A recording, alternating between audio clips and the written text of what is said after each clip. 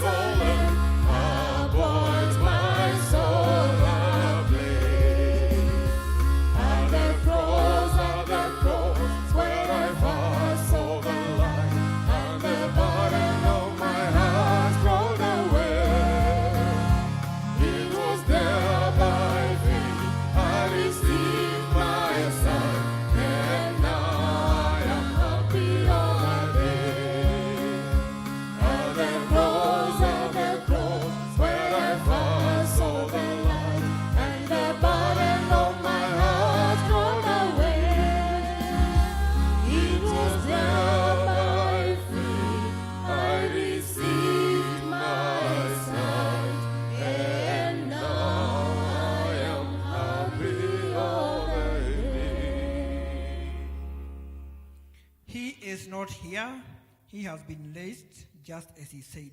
Come here and see the place where. Let us pray. Almighty and Heavenly Father, we come before you this morning with joy and thanksgiving in our hearts because of enabling us to see this Resurrection Sunday, dear Lord. Father, you have given us the privilege of seeing yet another new day that we have never seen before, dear Father, and we shall never see again, dear Lord. Father, we are happy because in our Christian calendar, dear Father, is a very important day, dear Lord.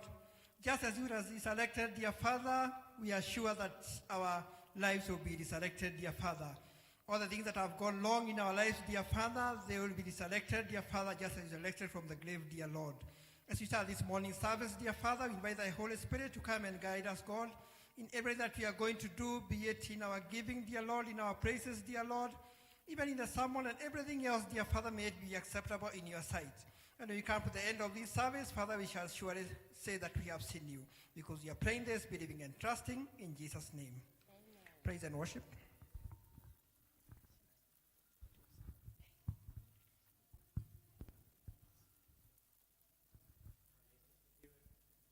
Amen. Bwana Yesu asifiwe. Amen. Pigia Yesu makofi. Makofi ya juu. Oh, wa milele Mungu wa baraka ni nani? Wa milele Mungu wa baraka ni nani? Oh, wa milele Mungu wa baraka ni nani? Wa milele Mungu wa baraka ni Yesu. Oh, wa milele Mungu wa baraka ni nani? Sema. Wa milele Mungu wa baraka ni Yesu. Oh, wa milele Mungu wa baraka ni nani? Wa milele Mungu wa baraka ni Yesu. Yesu anafanya nini maisha yangu? Azungukia maisha yangu. Anafanya nini maisha yangu? Azungukia maisha yangu. Oh, Yahweh, Yahweh. Yahweh, Yahweh. Yahweh, tuimbie. Yahweh, Yahweh. Yahweh, kwa kuruka. Yahweh, Yahweh. Oh, wa milele Mungu wa baraka ni nani? Wa milele Mungu wa baraka ni Yesu. Oh, wa milele Mungu wa baraka ni nani? Sema. Wa milele Mungu wa baraka ni Yesu. Yesu anafanya nini maisha yetu? Azungukia maisha yangu. Anafanya nini kazi zetu? Azungukia maisha yangu. Oh, Yahweh, Yahweh. Yahweh, Yahweh. Yahweh, Yahweh. Yahweh, Yahweh. Nampenda Bwana Yesu, nampenda. Amen. Nampenda Bwana Yesu, nampenda. Amen. Nampenda Bwana Yesu, nampenda. Amen. Nampenda Bwana Yesu, nampenda. Amen. Nampenda Bwana Yesu, nampenda. Amen. Nampenda Bwana Yesu, nampenda. Amen. Alinipenda kwanza, tukapendana. Na huyu Yesu asifiwe. Nampenda Bwana Yesu, nampenda.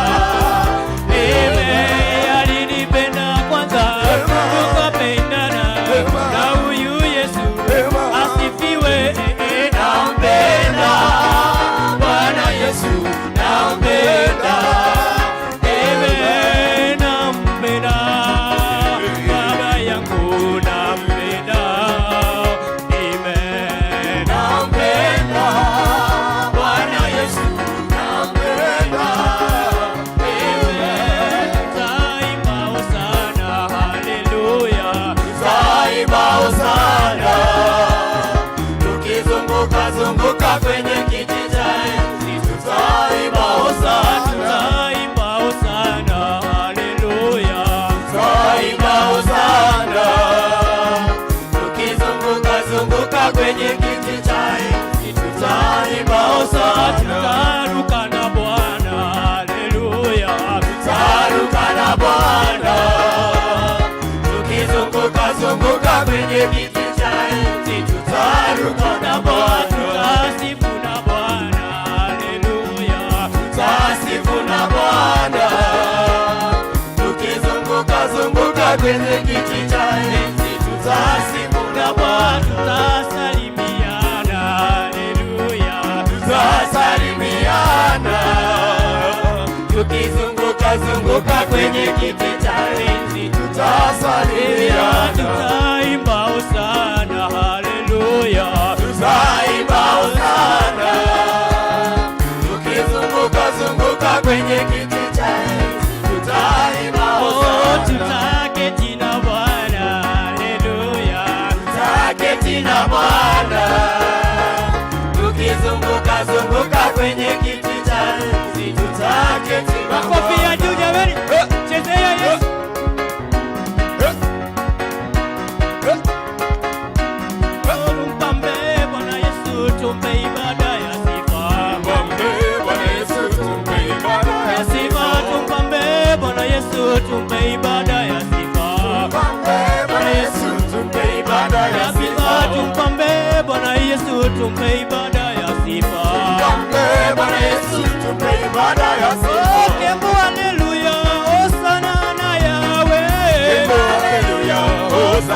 Yahweh, Kemo haleluya, Hosanna na Yahweh, haleluya, Hosanna na Yahweh, Hosanna na Yahweh, Hosanna na Yahweh, Hosanna na Yahweh, Hosanna na Yahweh, sing hallelujah, Hosanna to Jesus, sing hallelujah, Hosanna to Jesus, sing hallelujah, Hosanna to Jesus, sing hallelujah, Hosanna to Jesus, Hosanna to Jesus, Hosanna to Jesus, Hosanna to Jesus, Hosanna to Jesus. Oh, Yesu wa baraka, Yesu wa baraka, Yesu wa baraka, Yesu wa baraka, Yesu wa baraka, Yesu wa baraka,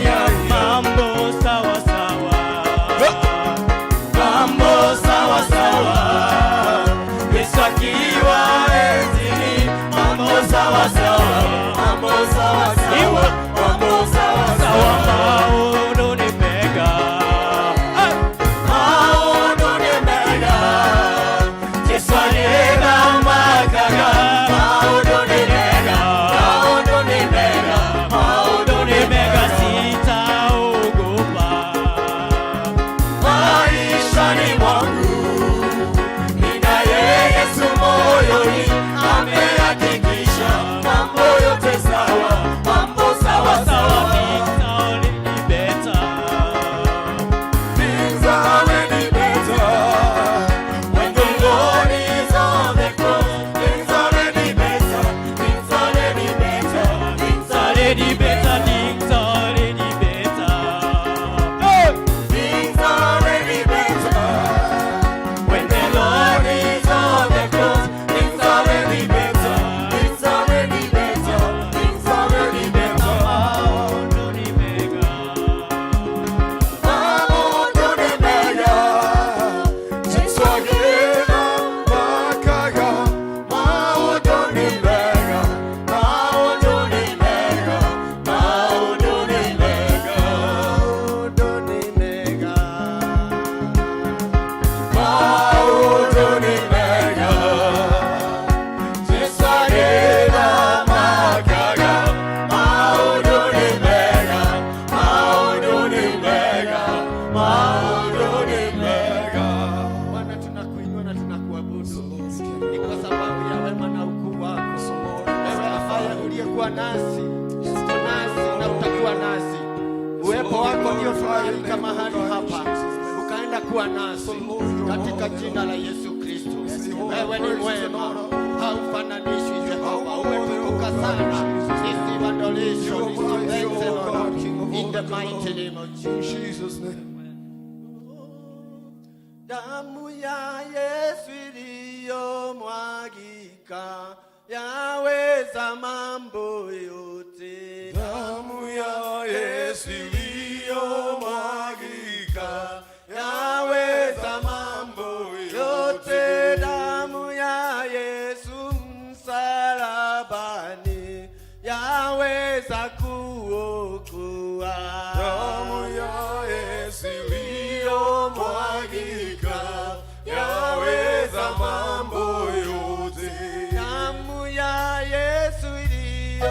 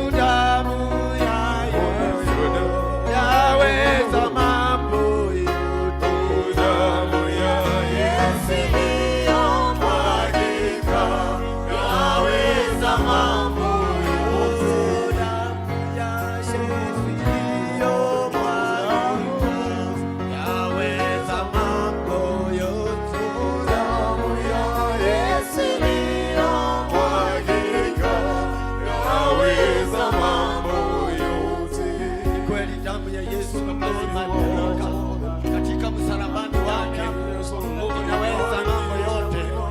Ni vyema tukanyenyekee chini ya msalaba wa Yesu, ndiposa nasi tukapate uponyaji katika hali ya Bwana. Katika jina la Yesu Kristo, Baba, tumenyenyekea kwako, twaomba kusamehewa dhambi zote mbele zako. Tunajua kwamba sisi ni watenda dhambi, hatujafanya mazuri mbele zako. Tufinyange Jehova, utufanye vile upendavyo, ndiposa nazo dhabihu zetu zikakubalike mbele zako, katika jina la Yesu Kristo. Katika msimu huu Bwana, huu msimu tunasema wa Easter Bwana, tunaomba kutakazwa na wewe, tunaomba kuoshwa na wewe, tunaomba uwepo wako na tunaomba Roho wako Mtakatifu andamane nasi katika jina la Yesu. Waweza, waweza, waweza Mwokozi, waweza mambo yote, wewe mwaminifu. Waweza, waweza, waweza, waweza Mwokozi, waweza mambo yote, wewe mwaminifu. Waweza, waweza, waweza, waweza Mwokozi, waweza mambo yote, wewe mwaminifu. Twasema waweza, waweza, waweza Mwokozi, waweza mambo yote, wewe mwaminifu. Waponya, waponya, waponya, waweza Mwokozi, waweza mambo yote, wewe mwaminifu. Waweza, waweza, waweza, waweza Mwokozi, waweza mambo yote, wewe mwaminifu. Thank you, Father. Indeed, you are more than able, dear Father. We cannot be able to explain your capability, Almighty God. It is indeed beyond our imagination, oh dear Lord. For that this morning, we worship you as a church. We honor you, oh God, and we magnify your holy name. We thank you because of what you have done for us. We have seen you, we have seen your greatness, oh Jehovah, in our lives, Almighty God. How we honor you, how we magnify your holy name. Thank you, dear Father, for the cross. We thank you for the blood of Jesus. As we celebrate the resurrection of our Lord and Savior Jesus Christ of Nazareth, Father, we celebrate our freedom. We celebrate our liberty. It is because of us that Christ endured the cross. We worship you as we honor your holy name. Jehovah, Father, we repent all of our sins in the name of Jesus. May the power of the cross, the power of the blood of Jesus, cleanse us as a church, cleanse our country, oh God, and cleanse the leadership of the church and the leadership of our country. And may all the glory and honor be back to you, oh dear Father. We worship you as we honor your holy name. Thank you this morning, Lord, because you have gathered us here for a lesson and a purpose. As we celebrate this Easter Sunday, oh Jehovah, help us to have the true revelation of the resurrection. And help us, oh God, to have an understanding of what resurrections means to our lives. May the power of the cross, the power of the resurrection, touch each one of us, oh God. Break every cord, dear Father, and may every stone law that has been a hindrance to your ministry, a hindrance to our families, and a hindrance to our country. Lord, we worship you because you are God and there is none like you. Jehovah, we pray for the church. We pray for the universal church of our Lord and Savior Jesus Christ. Jesus, you told Peter, Peter, in you will I build the church, and the gates of hell shall not prevail. That is our declaration this morning, that the gates of hell shall not prevail in the church of our Lord and Savior Jesus Christ of Nazareth. Jehovah, you have said that our body is your temple. Therefore, God, we declare the gates of hell shall not prevail in our lives as we worship you and honor your holy name. Thank you, Father, because of this service, O Jehovah. We declare this sanctuary sanctified by your blood, O Jehovah God. We disconnect ourselves with any demonic powers in the name of Jesus. We seal, we speak the blood of Jesus over this altar in the name of Jesus. That as the blood of Jesus speaketh, it will speak over this altar and in this service, and we shall witness a move of God like never before. Lord, we thank you because of our left friend, O Jehovah. We worship and we honor your holy name. As he speaks your word, O Jehovah, may he speak your word in power, O God, and in spirit, O dear Father. Let the spirit of revelation, let him, O God, have the revelation from you. Speak with him, O God, and let him, O God, deliver that which you want us to hear as your congregation, dear Father. Help us, O Jehovah God, even as we move on, O dear Father. Jehovah God, we pray for those who are sick in hospitals, others are in their homes, O Jehovah God. We speak over their life, O Jehovah, that as you resurrect, O dear Father, every organ in their bodies that is not working according to your blueprint will resurrect by the power of your resurrection. You are God, and besides you, there is no other. This year in our country is our year of erection, oh dear, and it is getting close. Lord Father, we pray for our country. We seal our country with the blood of Jesus. We declare in our country there will be no bloodshed in this country. We shall do the erection, and they will be peaceful for the honor and glory of your holy name, O Jehovah. We worship you as we honor your holy name. We cannot forget our other members of this sanctuary, O Jehovah, who are not with us today, O God. They have traveled, others have traveled. We pray for them wherever they are, and we connect them to this service and to the anointing that will flow in this place, O God. Bless our families, O Lord. Bless our businesses, O Lord. Touch every area of our life that is not working according to your will, O God. We break every cord that the devil is using to connect himself with us in the name of Jesus. The word of God is final, and we declare that the goodness of God and his mercy shall follow us all the days of our lives. Lord, we thank you, we honor you, and we glorify your holy name. As we continue with the service, oh God, we welcome you to be a part of this service, oh God. Receive our praise, receive our sacrifices, oh God. Receive us, oh God, and hear us, oh Lord.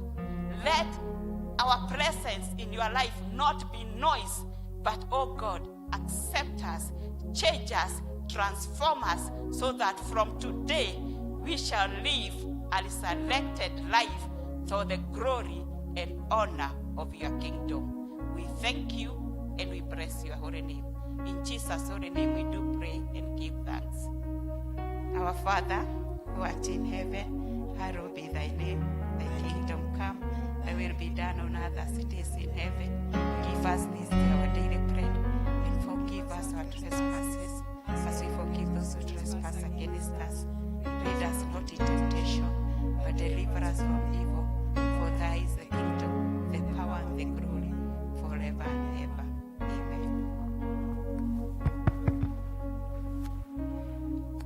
Bwana asifiwe. Let us appreciate our Lord with a mighty hand clap. Let us appreciate our praise team with another clap. And our intercessor, let us appreciate her with a mighty hand clap. Thank you so much. Wakati huu ni wa uimbaji na I want to invite our choir.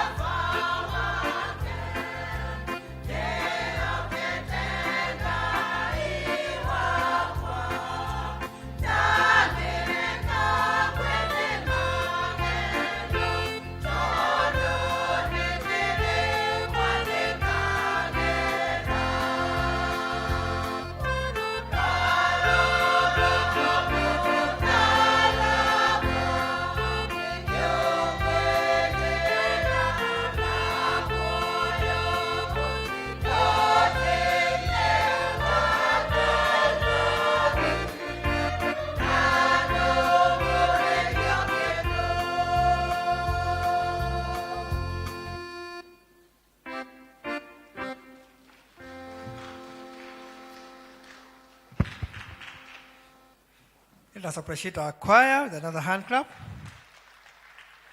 Wakati huu ni wa kuombea watoto wetu, nitaongozwa na mchungaji wetu. Karibu. Watoto waletwe mbele.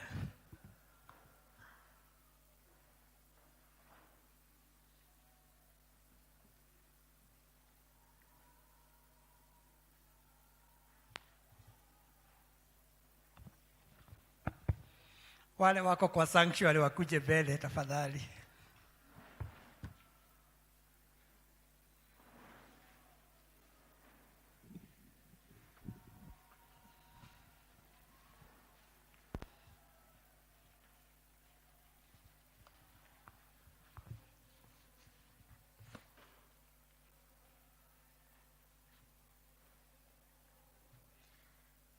Hamjambo watoto? Mko salama? Mimi niko salama. Jina langu naitwa Githumu Munyambu, na zaidi yote Yesu ni mwokozi wa maisha yangu. Nina furaha asubuhi ya leo. Nani anaweza guess ni kwa nini niko na furaha? Kwa sababu tunakumbuka Yesu amefanya nini? Yesu amefanya nini? Alifufuka, lakini tunakumbuka alifufuka, si ndio? Kwa hivyo na sisi tukiwa watoto ni vizuri tuzidi kusherehekea ufufuko wa Yesu, tukijua ya kwamba Yesu anatutetea. Si ni kweli? Tusimame kanisa ili tupate kuombea watoto. Na tuombe. Baba yetu uliye juu mbinguni, mwingi wa rehema, mwingi wa upendo, tunakuja mbele ya kiti chako cha enzi sisi kama waja wako na wanao, tukikushukuru na tukilihimidi jina lako kwa sababu ya upuzio wa Roho wako Mtakatifu, na haswa kwa ukumbusho ambao tunazidi kusherehekea wa ufufuko wa mwanao Yesu Kristo, ambaye alitupa tumaini la maisha tukiwa pamoja na watoto wetu.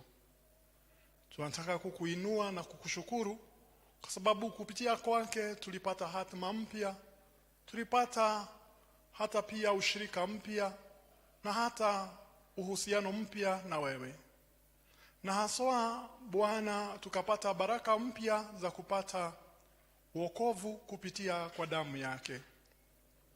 Tunakuja mbele ya kiti chako cha enzi pia kwa sababu hata baada ya kutuokoa ulituona ni heri tuwe wazazi, na tunakuja mbele zako tukiwakilisha hawa watoto wetu ambao Bwana umetujalia nao, ambao ni baraka kutoka kwako na baraka isiyofuatwa nyuma na huzuni wala hofu.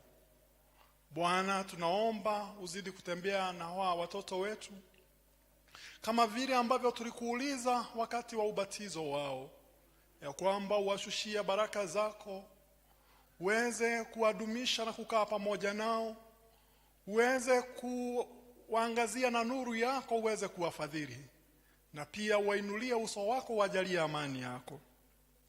Tunataka kushukuru kwa sababu tanzia pale mpaka wa leo umekuwa mwaminifu, na Bwana umeweza kuwashushia baraka zako na ukaweza kuwalinda.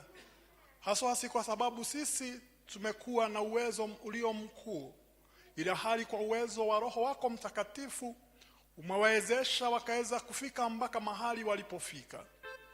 Bwana, sasa tuwanyenyekea kitini chako cha enzi tukiomba uzidi kuwa pamoja nao, haswa hata wakati huu tunapotarajia kwamba baada ya juma moja shule zaweza kufunguliwa, ya kwamba Bwana utawanyeshea na neema yako na faraja yako, hata wakati wanaporudi mashuleni Bwana wakazidi kuendelea na masomo yao pasipokuwa na tafasha ama taharuki yoyote. Bwana, tunaomba ya kwamba uweze kuwaongoza na kuwashika na mkono wako wa kuume, nasi Bwana ukaweza kutushia mali yako Bwana, ili Bwana tukaweza kuwawezesha kukaa kule shuleni na kupata karo na ada zozote ambazo zitatakikana Bwana. Na haswa wale ambao wamefanya darasa la 8, mtihani wa darasa la 8 wakielekea kidato cha kwanza, Bwana tuwaomba ya kwamba ukaweza kuwaongoza wanapoingia shuleni, ili Bwana wanapoanza maisha mapya wakaweza Bwana kukaa kule shuleni na kuelewana na wale wengine ambao ni wageni kwa nyuso zao, wakaweza kuendelea na maisha bila taharuki yoyote, ili Bwana baada ya yote 9-10 wakati watapofanya mtihani wa kidato cha 4 tukaweza kupata ushindi. Tunyenyekea mguuni mwako tukijua hata Bwana mwaka unapoingia wa masomo, utakapopanikia mwezi wa 12, ya kwamba Bwana utaweza kuwaongoza watoto wetu wapate nguvu mpya Bwana ya kuendelea na masomo. Tunyenyekea miguuni mwako tukiomba pia uweze kuwaepusha na shetani mwovu na njia zake, zikiwemo anasa za dunia na madawa ya kulevya na tabia ambazo pengine ni potovu, ambazo zinaweza kuwaondosha katika wema wako. Ila hali wazidi kukutana na neno lako na nguvu zako, ili Bwana uwezesha katika kila kitu ambacho watakachotenda, ili Bwana waweze kukuwa na hatima na Bwana na kusudi lile ambalo Bwana ulikusudia juu ya maisha yao. Tunyenyekea miguuni mwako kupitia Yesu Kristo ambaye ni mwamba na mkombozi wetu, tumeomba na kuamini. Amina.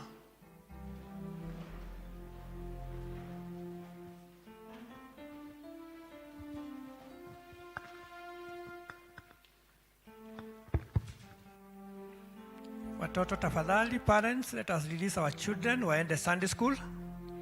Walimu wanawagojea huko. Kindly. Wakati huu ni wa matangazo tukiongozwa na Elder Joy.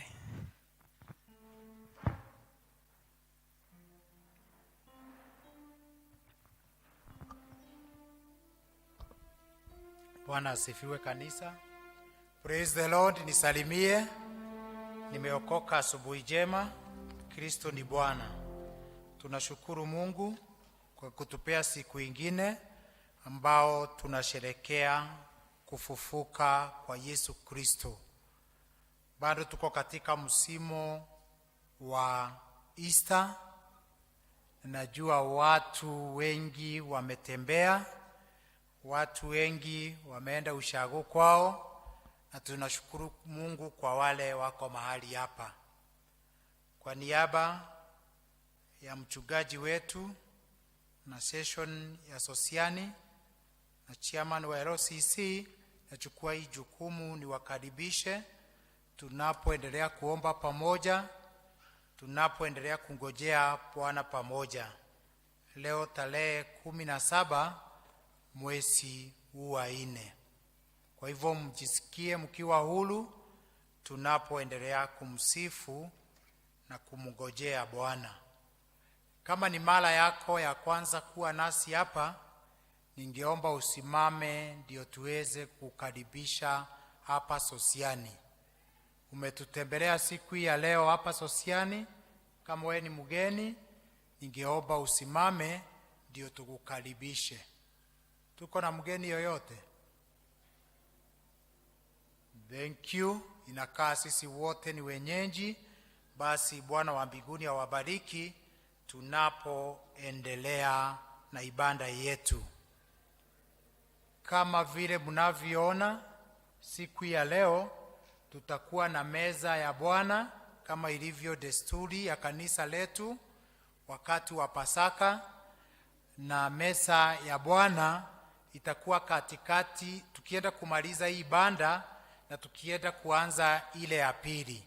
Kwa hivyo in between tukimalizia hii ibada, after kutoa sadaka, tutaingia katika ibada fupi ya mwili wa Kristo, na pia tutashikanisha na kuanza ile ibada ya pili. Kwa hivyo tuendelee kujitayarisha roho zetu tunapoenda kupokea mwili wa Kristo. Tutakuwa na semina ya teens tarehe 22 na tarehe 23 hapa Sosiani kuanzia saa 2 asubuhi. Wazazi wote tunaombwa wale watoto wetu wako between 13 to 19 years tuweze kuwarelease. Hiyo ni Friday na Saturday kuanzia saa 2 asubuhi. Watakuwa na lunch, kwa hivyo tusikue na wasiwasi, na pia watasomeshwa mambo ambao inawahusu, especially wakati wanapoenda kurudi shule. Pia kwa wale wazazi watoto wao walifanya mtihani wa darasa la 8, wote tunaombwa tuweze kupeana result slip na majina yao kwa Christian Education Officials ama kwa admin wa kanisa before Sunday 24th, ndio tuweze kuprepare ku appreciate our children who did well. tukaendelee wazazi tuweze kupeana majina ya wale wote walifanya darasa la 8. There is a certificate that we give them. Then the best 3 of them, we appreciate them as a church. Christian education is spearheading the same.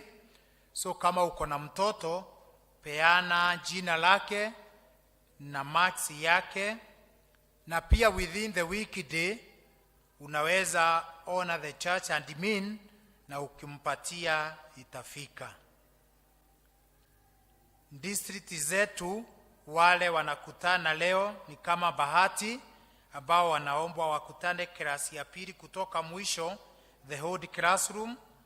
Dhawabu wakutane kwa class moja. Mwangaza wataenda kwa Virginia Kae pale Fadhili after Kikuyu service, immediately after Kikuyu service. Halisi nao wakutane pale Musa Kiosk tukimaliza ibada ya Kiingereza, na pia ibada ya pili tukimaliza Kikuyu watakutana kwa Ndalaza. So halisi tukimaliza ibada tunakutana pale kwa Musa Kiosk, na ibada ya pili tutakutana kwa class moja. Groups ambazo zinakutana leo, group K wanaombwa watakutana kwa new class after Kikuyu service. Group D wanakutana kwa new class after hii banda ya English. Group N wanaomba wakutane next Sunday, that is group N. Group C wanakutana hapa kwa kanisa upande huu after Kikuyu service, hiyo ni group C. Group J wanakutana kwa the new classes after Kikuyu service. Pia tunawajulisha wale wote tunatoa fedha kwa ajili ya project ya mjengo wa darasa mpya. Tutatumia paybill number 4015-231, 4015-231. Write to a group, maybe J, and then your name. Remember, for 4015-231 group, your group name, maybe J, then your name. Leo tuko na kigosho pale kanisa letu la Tasia saa 8 kamili na Judea, kanisa letu la Judea hapa Soweto. Kwa hivyo tunaomba wote tuende ndio tujumuike na wao. Kanisa letu la Judea liko hapa Soweto, sio mbali. Kwa hivyo saa 8 tuende tujumuike pamoja nao. Pia next Sunday tunajulishwa ya kwamba tutakuwa na graduation ya TE class. Hiyo ni next Sunday. Tutakuwa na mambo mengi next Sunday. Moja, tutakuwa na TE graduation. Jambo la pili, tutakuwa na commissioning ya boys and girls brigade. Hiyo pia ni next Sunday tarehe 24. Na pia the same day, kidogo nimalize kusoma ili tumalizie na hiyo. Edict to induction for Reverend Moses Mudioki Karaoke into P.C.E.A. Kangundo Parish on 24th April 2022. Whereas the Presbytery of Nairobi East received information from the Committee on the Posting of Ministers, the Reverend Moses Muirole Karaoke, Minister of the Gospel, has been posted to P.C.E.A. Kangundo Parish to be its minister, and the posting has been accepted by him and by the said Presbytery of Nairobi East. The Presbytery of Nairobi East have adjourned the said Reverend Moses M. Karaoke to be qualified for the ministry of the gospel, and the oversight of P.C.E.A. Kangundo Parish have resolved to proceed to his induction into church on 24th April 2022, unless something occur which may reasonably impede it. Notice is hereby given to all concerned that if any of them has anything to object to in the life of doctrine or doctrine of the Saint Reverend Moses M. Kariuki, they should convey their objection to the Presbytery or P.C.E.A. Nairobi East, which is to meet at P.C.E.A. Kangundo Parish on 24th April 2022 at 9 a.m.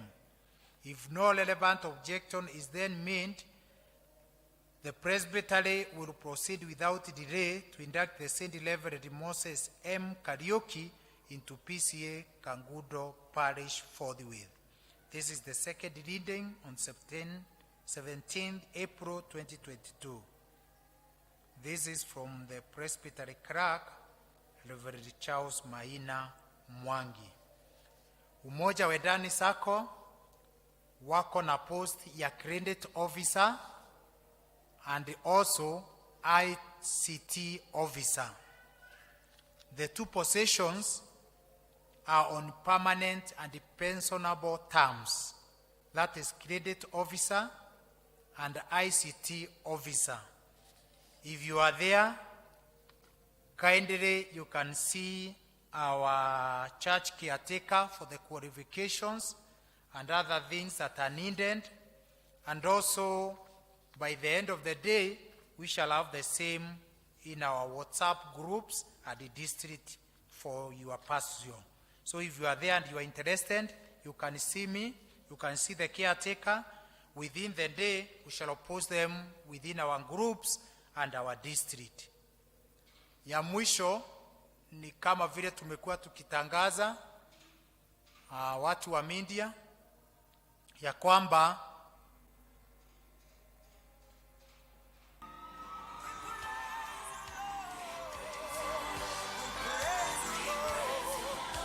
Podium. Kanisa la P.C.E.A. Sosiani Kayole chini ya uongozi wa mchungaji Albert Kikonyo huwaalika katika mkutano wa siku 2 wa kuabudu na sifa utakaofanyika siku ya Jumamosi tarehe 23 saa 4 za asubuhi hadi saa 4 za jioni. Nayo Jumapili tarehe 24 ni kuanzia saa 9 hadi saa 2 ya usiku. Mwezi ni huu wa Aprili tarehe 23 hadi tarehe 24 mwaka huu wa 2022. Mwimbaji wa kimataifa Daktari Sarah K pamoja na Shaka Band atakuwa akiongoza mkutano huu kwa ibada ya sifa na kuabudu. Kanisa letu liko pale Kayole nyuma ya Shujaa Mall. Nyote mwalikwa.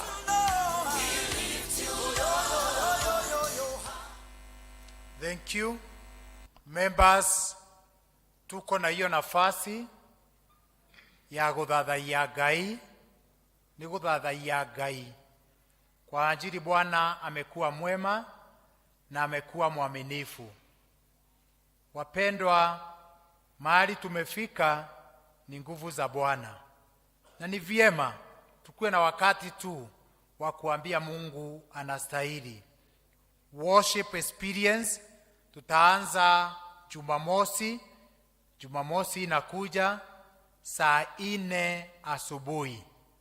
Tunaanza saa 4 asubuhi, tuendelee na tutamalizia saa 4 ama saa 6 usiku. Najua Roho wa Bwana atatembea. Kwa hivyo ukisikia nikisema hivyo, niko na hakika ya kwamba tutakaa hapa. Tutamiss kukaa hapa hiyo siku katika uwepo wa Bwana. Kwa hivyo wapendwa, tumealikwa wote. Kama utakuwa kazi, ndio sababu tumeipanga na extend usiku, ndio pia ukuwe na wakati wa kuhudhuria. Kama utakuwa available within the day, tutaendelea. Na pia jioni, tunaomba wale watakuwa kazi, wanjipange tu, mtu akitoka kazi anakuja hapa. Na pia kama vile tumeona Dr. Sala K atakuwa pamoja nasi. Saa 12 ndiye ataingia kwa stage mpaka saa 4 usiku, na si tumalizie hapo pengine. Kwa hivyo wote tunawakaribisha. Na pia tunaomba the advertisement zile tuko nazo kwa ajili ni mingi, na tuko nazo katika district zetu, tusiweke ujumbe kwetu, tualike marafiki, tualike familia kwa ajili Mungu atatubariki ile siku. Pia Jumapili kama vile mmesikia, tutakuwa na graduation ya P.C.E.A, tutakuwa na commission ya Boys and Girls Brigade, tutaanza the worship asubuhi. So kutoka saa 1 asubuhi tutakuwa tumeanza worship, ikiendelea within English service, tufanye ile kazi iko mbele yetu. Then in the afternoon kuanzia saa 8 kamili sala pia ataingia kwa stage tena mpaka saa 2 usiku. Naona ukikosa hii utachekelewa. Bwana asifiwe. So tunawaalika wote, mipango yote imepangwa na najua Bwana atatubariki. Alika rafiki yako, alika mtu yeyote, kwa ajili chini ya uwepo wa Bwana makubwa itatendeka. Pia tuendelee kuombea hiyo siku na najua tutapata kubarikiwa. Evangelism group wakiongozwa na patron Elda Karanja wameendelea kupanga na kuona mikakati yote itakuwa sawa. Tutakuwa na the band Shakabad kama vile mmeona, na hiyo siku vyombo vingi hatujawaiona, tutasiona hiyo siku. Kwa hivyo itakuwa a new experience. Come expecting to meet with the Lord. May God bless you so much.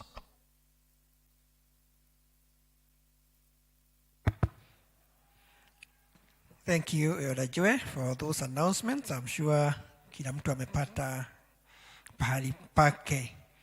Kabla tuende kwa masomo yetu, leo tuko na acting chairman, Elder Patrick. Tafadhali salimia kanisa, tuambie kule chairman wetu wako na utuishi na hii stajaga.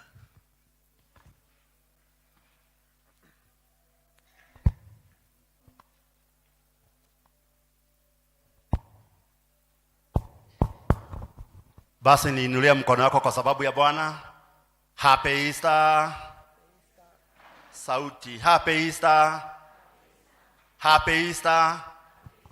Kweli Yesu Kristo amefufuka kwa sababu yangu na wewe. Yale yote imefanyika hiyo wiki yote, kuekelewa, kuadhibiwa, viboko ilikuwa ni mingi, kuteseka.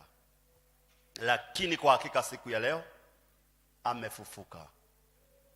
Mungu namjalie baraka zake, kwa sababu yale yote ilikuwa imekufa itafufuka katika jina la Yesu Kristo, tuseme amen.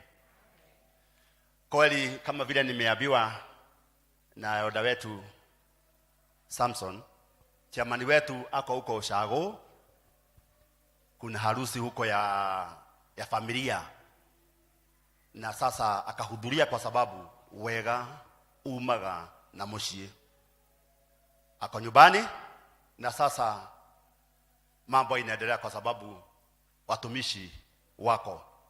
Mbarikiwe na Mwenyezi Mungu. Tukisikia neno la Bwana, wengi wamekaa nyumbani kwa sababu hawataki kuonekana hawako, ati wameenda Ushago. Tunajua vile ni kugumu, hata mafuta gari zinazimika kwa barabara. Iko haja gani ukae kwa nyumbani huko ati uonekane huko Ushago? Kuja tubarikiwe. Kuja tubarikiwe. Kuja tubarikiwe. Waabieni wenye wanakaa huko, mimi sitaenda nisionekane. Nani alisema ukienda Ushago ndiye ate mambo yote? Hapana, huku ndiye kumejaa mambo yote na ushindi wa Bwana.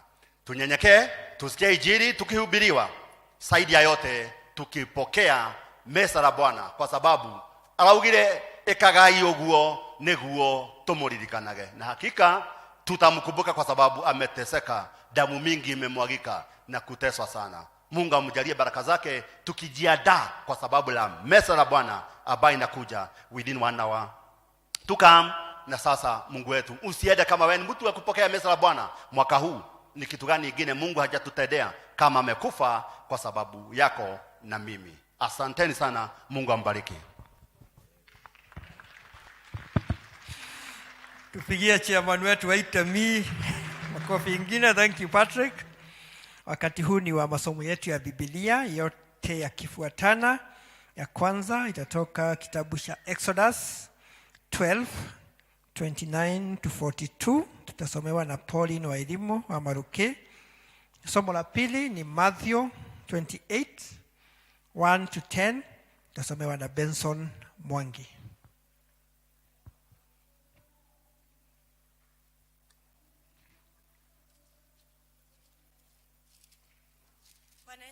Bwana Yesu asifiwe.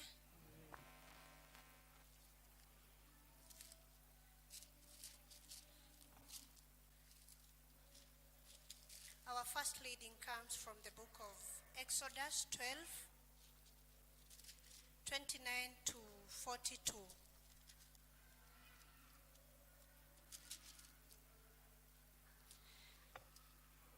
At the midnight, the Lord struck down all the firstborn in Egypt, from the firstborn of Pharaoh, who sat on the throne, to the firstborn of the prisoner, who was in the dungeon, and the firstborn of all livestock as well.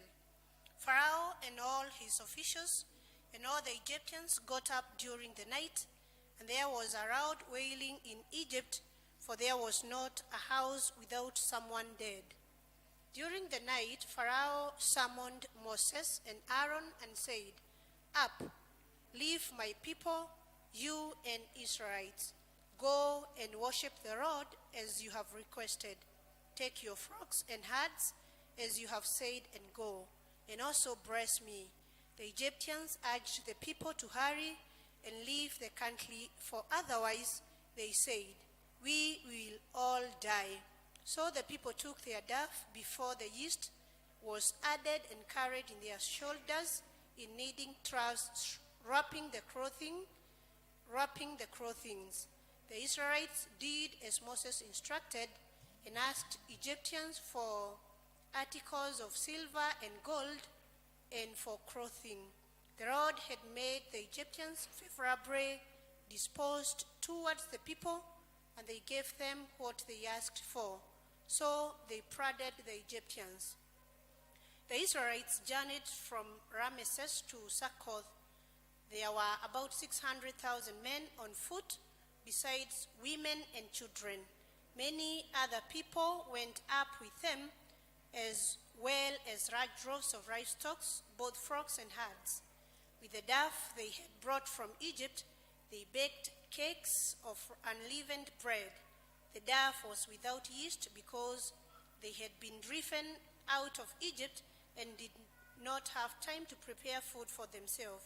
Not the length of time the Israelites people lived in Egypt. In Egypt was 430 years. At the end of 430 years, to the very day, all the Lord's division left Egypt. Because the Lord kept vigil that night to bring them out of Egypt, on this night all the Israelites are kept vigil to honor the Lord for the generation to come. That is the end of the first reading. My name is Wairmo Wamaruke.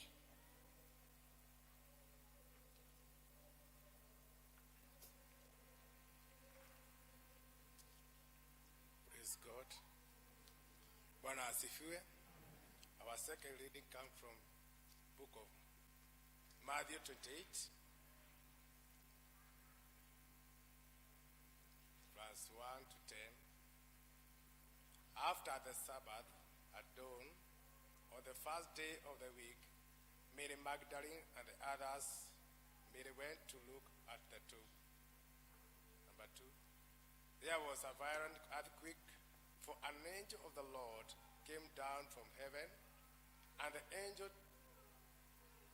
and going to the tomb, rolled back the stone and sat on it. His appearance was like lightning, and his clothes were white as snow. But the guards were so afraid of him that they shook and became like dead men. The angel said to the women, "Do not be afraid, for I know that you are looking for Jesus, who was crucified. He is not here. He has risen, just as he said. Come and see the place where he laid. Then go quickly and tell his disciples, he has risen from the dead and is going ahead of you into Galilee. There you will see him. Now I have told you. So the women hurried away from the tomb, afraid yet filled with joy, and learned to tell the disciples. Suddenly, Jesus met them. Greetings, he said. They came to him, clasped his feet, and worshipped him. Then Jesus said to them, do not be afraid. Go and tell my brothers to go to Galilee. There they will see me. May God bless his word. I was reading, was based on, I'm saved. Thank you.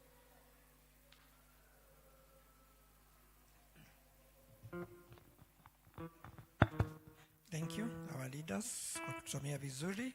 Kukaribisha mchungaji wetu, tutasimama tuimbe wimbo msalabani mwa Mwokozi.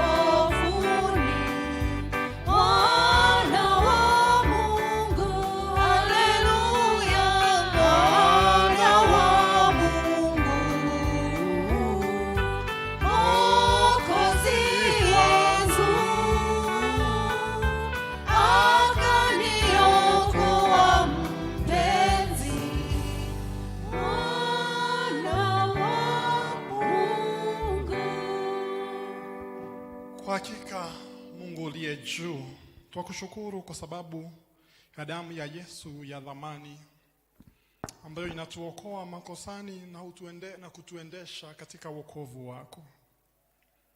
Bila wewe kuja kwetu na kututushia Roho wako Mtakatifu hatuwezi. Ndio maana tuomba fikra zetu, maombi yetu na hata maneno ya kinywa changu yakapata kibali mbele ya kiti chako cha enzi kupitia Yesu Kristo ambaye ni mwamba na mkombozi wetu. Amin.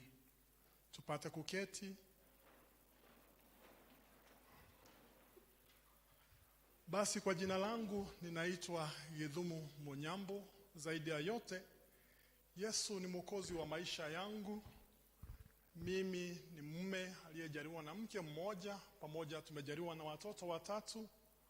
Jina la mke wangu ni Neema Githumu na tumejaliwa na watoto 3 kama nilivyosema, 2 wa kike kwa jina Pendo, Fadhili, na kijana wa 3 ama kijana wa kiume ambaye anaitwa Baraka.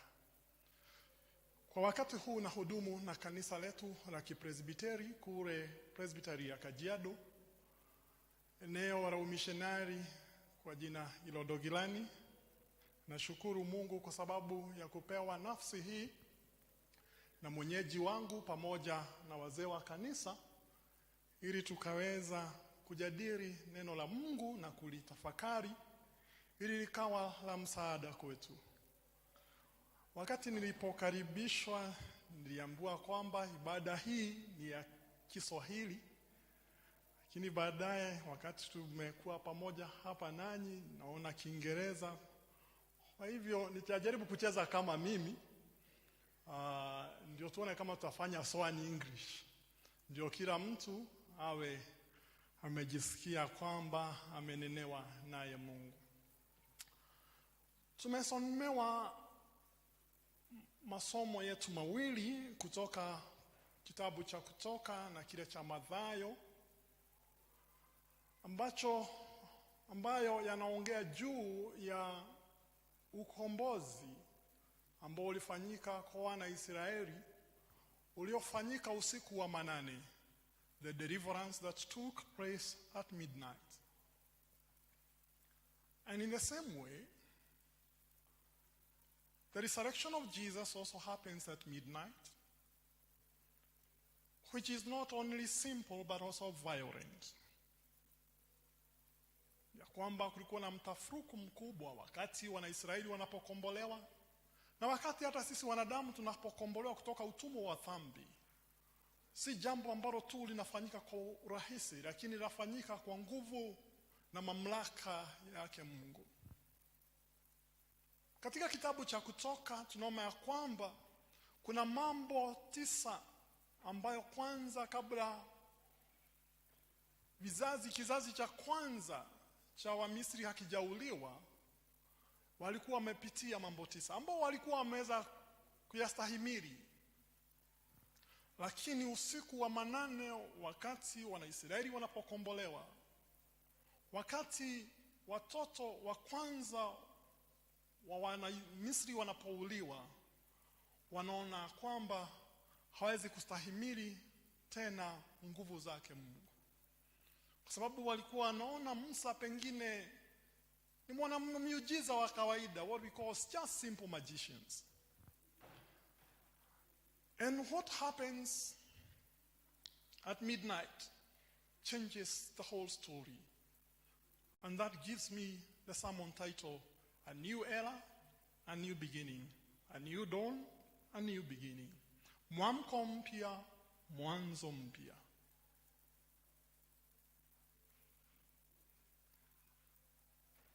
Katika historia ya nchi yetu ya Kenya, mnamo mwaka wa 2002 kulifanyika uchaguzi ambao katika fikra zetu ilikuwa ni kama vile tunavyosema deep state against Wanjiko.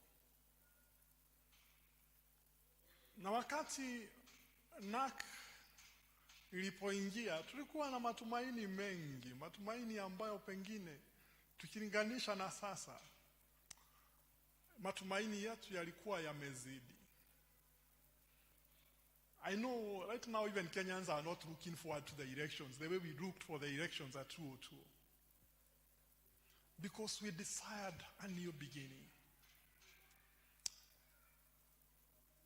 Na nakwambia wakati mmoja ilisemekana, ilitangazwa katika vyombo vya habari, Wakenya wakati ule walikuwa wamechoshwa na ufisadi. And there was a police officer who was just about to be bribed and Kenyans arrested him. Lo and behold, the story never changed about corruption. The more things changed, the more they remained the same. But for us as Christians, the resurrection of Jesus Christ, when things change, they don't remain the same. A new thing happens, and a good thing happens. The resurrection story, for you and me, it brings a new relationship, a beginning of a new relationship. Mahusiano mapya. Mahusiano ambayo ni ya kupendeza. Mahusiano ambayo hayana gharama kuu ambayo wewe huwezi kustahimili. Mahusiano ambayo matako yake tu peke yake ni kupeana moyo wako kwake Yesu Kristo. The beginning of the new relationship is only you and myself giving our hearts to Jesus Christ. And when we remember about resurrection, it reminds us that we are people in a new relationship. Hakuna hata katika mahusiano ya mwanadamu, hata wakati wanapochumbiana mpaka kwa harusi, wakati hao mahusiano mapya yanafanya mpaka wachumba wanapochumbiana wanaacha familia zao na kufurahia kukaa pamoja. You just enjoy being to the new stranger. Do you know, when I got married to my wife, she was not my sister. She was not my auntie. She was not my cousin. She was a stranger to me that we interacted and we became good friends until we looked forward to that new relationship. And that new relationship focused on us becoming a family. And that is why I can say with boldness, I never introduced my mother. I said I am married to one wife and with 3 kids because that was the new relationship. That was so exciting for me to look forward with my wife. I was so tired, not that I was so tired of my parents, but of course I wanted to leave my parents and to get into a new relationship. And in the same focus, when we were in the bondage of Satan, we were so tired about the baggages that the Satan was always putting on us as Christians. Tulikuwa tumechoshwa kwa mabega yetu na ile mizigo ambayo shetani alikuwa anatuwekelea. Na kwa hivyo mwanadamu alikuwa anatafuta mahusiano ambayo itamfanya aweze kuiachilia ile mizigo. Our heart required some rest. And the only rest could be found in the new relationship. What a wonderful story of resurrection. That we are in a new relationship. That is a relationship without baggages. Ungeendelea na Mathayo pale mwisho kumalizia inasema nini? Come to me, all who labor, and I will give you rest. In this new relationship, I will give you rest. Unajua, dada zetu hapa najua mnaweza kubaliana nami. Kabla hujaingia box yale maneno ambayo ulikuwa umeambiwa. Alikuwa amekuona nyumbani siku nzuri, wacha niandamane nawe. Watu wako watakuwa watu wangu. Mungu wako atakuwa Mungu wako. Mahali utapokwenda nitakwenda nawe. Unajua saa zingine huwa naangalia hivi. Wewe tokezea hapa kwa barabara, mkutane na mtu, wewe jamaa ama wewe mwanaume ama mwanamke, mwende mlale na hata kama hakuna kitu mnafanya, bila kufikiria kwamba anaweza amuka usiku wa kudunga na kisu. Wakati unapoangalia mahusiano yetu katika ndoa, ni mtu ambaye hamkuzaliwa naye pamoja. Wewe pengine hata ni wa Nairobi ama Kiambu ama Ngong ama wapi, unaenda upande mwingine wa Nyeri, Meru, mnapatana na mtu na mnaaminiana na mnakaa pamoja kwa sababu ya uhusiano mpya, yale mambo ambayo unaona ya kwamba yameahidiwa katika ule uhusiano mpya. Na huu ndio uhusiano ambao Yesu anaotuletea, ya kwamba kuna ahadi nyingi sana za kutuwezesha na kukua na tumaini na kuondokewa na yale mambo ambayo yalikuwa yametulemea. Jambo la pili, ufufuo wa Yesu ama resurrection ya Yesu inatuletea uraia mpya. It gives us a new citizenship. Think of this. And I know most of our people have done church weddings because they want to prove they are married, especially when they win a green card. Ama yafanyiki vile? Si ni kweli? Sasa hivi ukaolewa ama ukaoa mtu wa nchi nyingine ama ukaolewa na mtu wa nchi nyingine, unapata right ya kukuwa raia wa nchi hiyo nyingine. Sisi maisha yetu kabla Yesu hajakuja katika dunia hatukuwa na uraia wa mbinguni. We had only the citizenship of this world. And the resurrection of Jesus Christ gives us a new hope that we are citizens of heaven. Tunajua kwamba hata huku dunia kukiharibika aje, kuna mahali pazuri ambapo mimi na wewe tutaenda kuishi, ambapo hakutakuwa na shida, ambapo petroli haitakuwa inaongezwa, ambapo petroli haitakuwa inaisha kwa stations, ambazo hakutakuwa na mambo mengine ambao tutakuwa tunang'ang'ana nao na uchungu mwingine. There is hope beyond the sufferings of this world because there is a better country. And that country, we only have access to it because Jesus resurrected. Kama Yesu angefufuka, tungekuwa tunajaribu kuchinja mbuzi, lakini hakuna wakati ambapo tungeafikiana na damu ya kondoo, wanyama ama mbuzi ili tuweze kufikia ufalme wa mbinguni. Hatungeweza kuona ufunuo wake Mungu kama Yesu angefufuka. The only way we can be able, the only visa towards the heaven is the relationship with Jesus Christ, which is only through his resurrection. Kama Yesu angefufuka, na ndio unatafakari uone, wakati wa Israeli walikuwa utumwani Misri, walikuwa citizens wa Misri ambao walikuwa watumwa. But when God moved through the night to enforce their deliverance, they became citizens of a new country, Israel. Without Jesus, my friend, you don't have access to the new country. You don't have access to the land of milk and honey. You don't have access to the city of gold. Na ndio maanake mahusiano mengine unapata watu wanajiingiza katika mahusiano na watu wa nchi za ng'ambo ili waweze kupata uraia wa ng'ambo. Lakini jambo ambalo lilo zuri ni ya kwamba, wapendwa, kuna ahadi ya nchi nzuri kuliko ng'ambo tunapoandamana naye Yesu, tunaposhikamana naye Yesu. Jambo la tatu ni ya kwamba tunapata familia mpya na kabila jipya.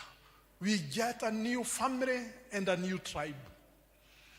Na hii wapendwa, wacheni niwaambie, hii mambo ya kushinda tukirudi kwa mgumo, we have all a new tribe and a new family. And that is what the Bible says in the book of Galatians. There is no Gentile, neither Jew. There is no male, no female. We are all one in Christ Jesus. There is no Kikuyu, no Ruo, no Karenjin. We are all one in Christ Jesus. What am I saying? Hatuhitaji kurudi kwa mgumo ndio tuweze kuona ya kwamba tuko kabila la Kikuyu. We don't require another culture. We require the culture of heaven. You know one of the things, you know why Kenyans we drive on the left? Kwa nini tunaendesha magari yetu kwa kushoto? Kwa sababu wale ambao walikuwa wakoloni wetu, ambao ni Waingereza, walikuwa wanaendeshea kushoto. Na kwa sababu walileta utamaduni wao hapa, ndio unapata mpaka saa 4 tunakunywa chai saa 4. Wakikuyu wako wanakunywa chai saa 4, Waafrika wako wanakunywa chai saa 4. Lakini kwa sababu culture yao ilikuja na ikaweza kutufinyiria na ikakuwa ndio muongozo wetu, tukaanza kuiga yale mambo ambao walikuwa wanafanya. Na sisi tukiwa Wakristo ni kumaanisha ufalme wa mbinguni uko juu yetu. Kwa hivyo lazima tufanye kama vile mfalme wa mbinguni anavyofanya. And once we get a new family, once you go, even ladies, when you leave your father and your mother, you come and stay with your husband, you start a new family. There is a way of doing things. Kwanza kusema ati baba yangu alikuwa anasema hataki kuona trouser na pengine bwana yako anapenda. Sasa umetoka kwa utawala wa baba yako, uko katika utawala wa mumeo, si kweli? Si kweli? Kwa hivyo hata sisi tumetoka utawala wa tamaduni zetu, tumeingia katika utawala wake Yesu. Na watu zaidi wanazidi kung'ang'ana na mambo ambayo hata babu zetu waliweza kuondokea. They were in first contact with what our culture was. And when Christianity came, they abandoned some of the things that we are going back to do. Vitu ambavyo vilikuwa vimewachosha babu zetu, wapendwa, ndio tunang'ang'ana kurudia. Mizigo ambao walikuwa wameachilia. Wewe hapo sasa unaona mwanaume mzima baada ya kutairisha kijana wake anaanza kumpaka kinyesi cha ng'ombe, kile cha unachopata katika utumbo. So why are we going back, friends? Ati unabariki mtu na kinyesi ya ng'ombe. Sasa unajua vitu zingine wapendwa, tafadhali tuache. Vitu zingine tuache. Damu ya Yesu inatosha. Na ikiongea maneno mazuri juu yako, tayari umepata baraka. Ukianza kufikiria ati kwa sababu babu yako hakuwa ametoa bride price ya kutosha ya nyanya yako, wewe utaenda ulipie nyanya yako, ulipie mama yako, kabla umalizie hata kulipa wenye sasa utalipia mpaka ya mkeo. Ai bwana, si utakuwa bankrupt? Tunachimbua vitu ambavyo vilikuwa vimezikwa katika kaburi la sahau. Tunaambiwa kwamba kama tuko katika Yesu, ya kale yamekwisha. Sisi ni viumbe vipya. Tunyanyuke na tuendelee na safari ambayo Bwana ameweka mbele zetu. Na hivyo tukiingia hivyo, tunajua kwamba tunakuwa na kusudi. Ufufuo wa Yesu tena watuletea a new purpose. A new purpose. Kusudi jipya. Kusudi jipya. You know, when you get a new purpose, you also get new opportunities. Kwa sababu yale ambayo dunia ilikuwa imeangazia juu yako yanaisha. Kusudi la Mungu kutangaza ufalme wake wa mbinguni unaanza. You know, we are in this world, but we are not of this world. Tuko katika hii dunia, lakini sisi si wa dunia hii. Kwa sababu tuna malengo ambayo tunaangalia na tunaangazia. In the same regard, even I tell my fellow men, when we become Christians, we don't invest for our children, but we invest in our children. Same way I'll tell this church, for the guild, for the P.C.E.A, our purpose changes. Not only to put on the maroon jackets as P.C.E.A. My purpose is not only to put this gown and be a minister, but my purpose now becomes leading people to the kingdom of heaven. That is my purpose. Wapendwa, ndio mengine ya dunia tutafanya. Tutajenga kanisa. Lakini we have to consider our ways. And when we consider, we focus on what is our new purpose. What is our objective? What is our vision? Unajua, ukiuliza watu wengi sasa wa kanisa letu, na huwa saa zingine nahuzunika. What is your vision? Sisi tunataka kwanza tukue na kanisa kubwa. Sio vibaya kukua na kanisa kubwa, lakini hakuna saa zingine hatuangaliangi tunataka tukue wengi. You know, kabla hatujaenda kukua na kanisa kubwa, tukue wengi. Our vision should be guided in expanding the kingdom of God here on earth. That is our purpose. Wacheni kanisa ikue kanisa. Kama ni P.C.E.A, ikifika ni kutahirisha watoto. Saizi tunajua tutatairisha wengine December wakienda kuingia form 1. Let us walk with those young men who will be joining class 8. Tutembee nao mpaka wakati watatahiriwa. Saa zingine tunafanya rite of passage ya wiki moja na shida tunafanya nini? What is the purpose of that rite of passage? Hatuwezi kungangana na hawa wengine ambao wako kuko chini ya mugumo. We have a purpose that we want to train these young men in the way that they should go. Proverbs 22 verse 6. That even when they are old, they will not depart from it. Hata mugumo ikuje ipadwe hapa ije hii kanisa, wataiangalia ikiwa hapo na wataiondokea na wataiachana. Hata wanaweza ikata waiondoe. Because they have a purpose. They were focused by their fathers where to go. They were focused by their mothers where to go. What was the purpose of guild when it was established? It was for the young girls who had run away from FGM. Is that the same purpose that the guild has today? What is your purpose? Youth. Wakati youth ilitengenezwa hii kanisa, what was the purpose?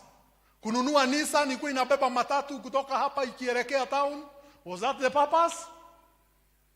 What was the purpose for the brigade? Is it only to march and be in blue? Wakati mchungaji wetu anaigizwa kazi pale mna march. What was the purpose for the brigade? What was the purpose for Sunday school? What was the purpose? We gain a new purpose. Away from the ordinary purpose of human beings, we get a new purpose. What is the purpose for the church? What is the core mandate of the church? Wakati tunasema 10% ya budget yetu itaenda kwa mission. I hope ndio Elda Karaja unapata.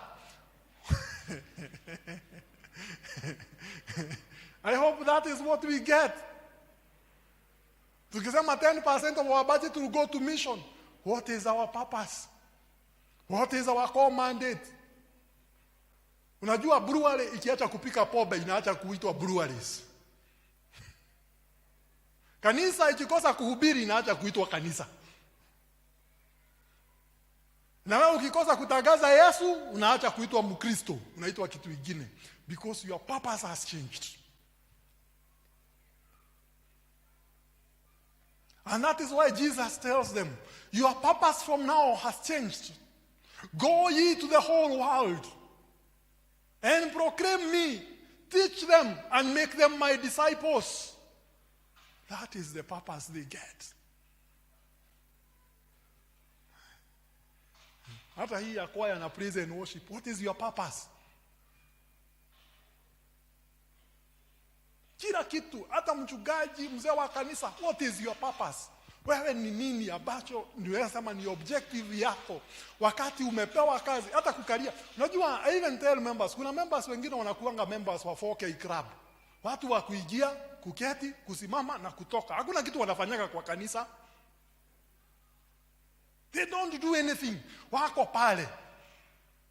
Kuna wale ambao ni wa kuongoza.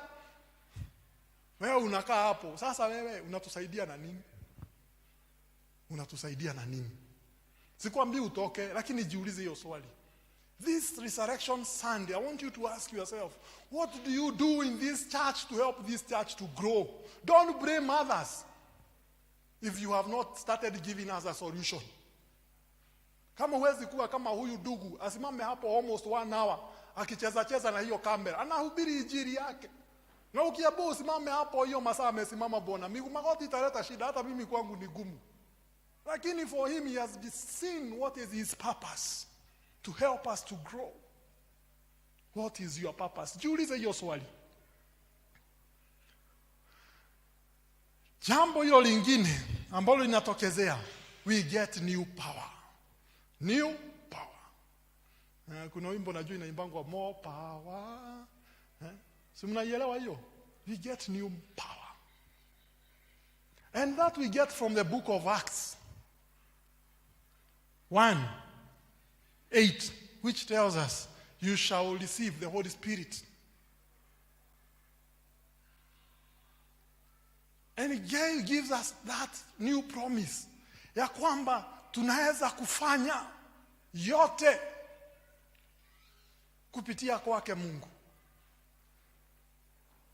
Yote yaanza kuwezekana Unajua wakati wa 202 tulikuwa tunaimba yote yawezekana bila moyo, si ndio? Lakini sasa inawezekana kwa imani kwa sababu tunapokea nguvu mpya.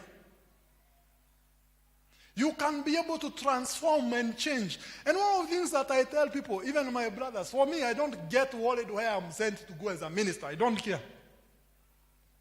Kwa sababu I know God is there with me and his power is there with me. Because in Christ Jesus, I can do all things. Na si vile watu wanachukuaga hiyo verse out of context, hapana.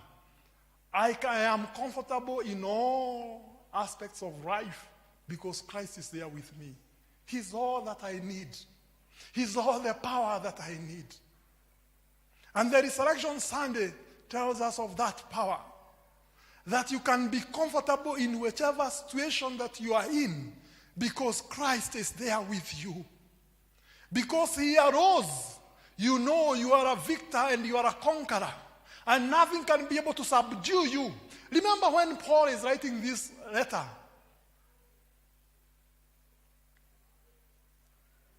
He is in prison. When he's writing to Philippians, he's in prison. I can do all things through Christ who strengthens me. He was not driving a Prado. He was not on top of a horse. He was not in the best place. He was in hardship. But he said, I can bear everything because of Christ who gives me strength. Unajua, hata saizi tukasema tutakuwa na kanisa lingine. Watu wanaanza kusema, sasa huko tunaacha kanisa ambayo imejengwa. Niende nikajenge kanisa lingine. Watu wanataka kukaa kwa comfort zone. And I want to tell you, in the comfort zone, hakuna opportunities. There was a church that we planted when I was working at St. Andrews. And some of the people who went there, they were so happy. Because huko kwingine walikuwa wanakaa chini tu. Mambo mengine yanafanyika. When they went to another church, they got an opportunity to serve the Lord. Having a new thing gives you an opportunity. Don't stay in the comfort zone. Hata biashara, don't stay in the comfort zone of the business. Saa zingine Mungu anaweza kuwa anakuambia ondokea hapa kwa sababu baadaye hii biashara itakuja kuisha. Kuna kampuni inaitangwa Kodak. Ni wangapi wanaionanga siku hizi Kodak? Mnaionanga? Kodak were the first people to design what you call a digital camera, the one that you use on your phone. And then wakaona watamaliza biashara yao ya kuuza zile zilikuwa zinaitwa film. Kwa hivyo wakaweka digital camera kado. Lakini ile kitu ambayo iliondoa kwa biashara Kodak is because they stayed in their comfort zone. So Sian, you have new power. Don't stay in your comfort zone. Si mnaona washirika wanaendelea kukaa. Mnaona tu ni kama kanisa limejaa. You are still in the comfort zone. A week ago, I will not name the church. I went to do some research in a particular church. Na wakati nilienda, nikapata vile ambavyo wanafanya Sunday school yao. Kuangalia kwetu kwa P.C.E.A. Nitage kuona toro. VBS ile inafanywa, watoto hata hawalipi. Unajua sisi swala yote tukifanya kitu, lazima tutaji kitu kidogo. That time, the members of the church, some even had asked for leave. Some of them are senior business people, just to become volunteers during the VBS. Tukafanya VBS hapa, ni wangapi watajitolea? Sitaki uinue mkono kwa sababu sitaki kuaibisha watu. But ask yourself, can you be able to volunteer, to be a volunteer for VBS? 1 week. Ukose kwenda kazi. Siku hiyo kama umeajiriwa, useme hiyo ndio utachukua annual leave yako during the VBS.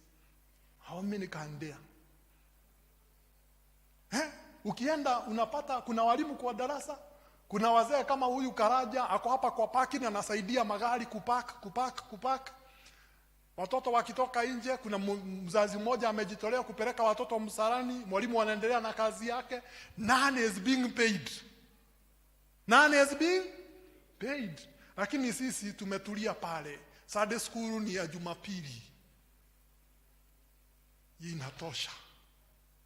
Inatosha.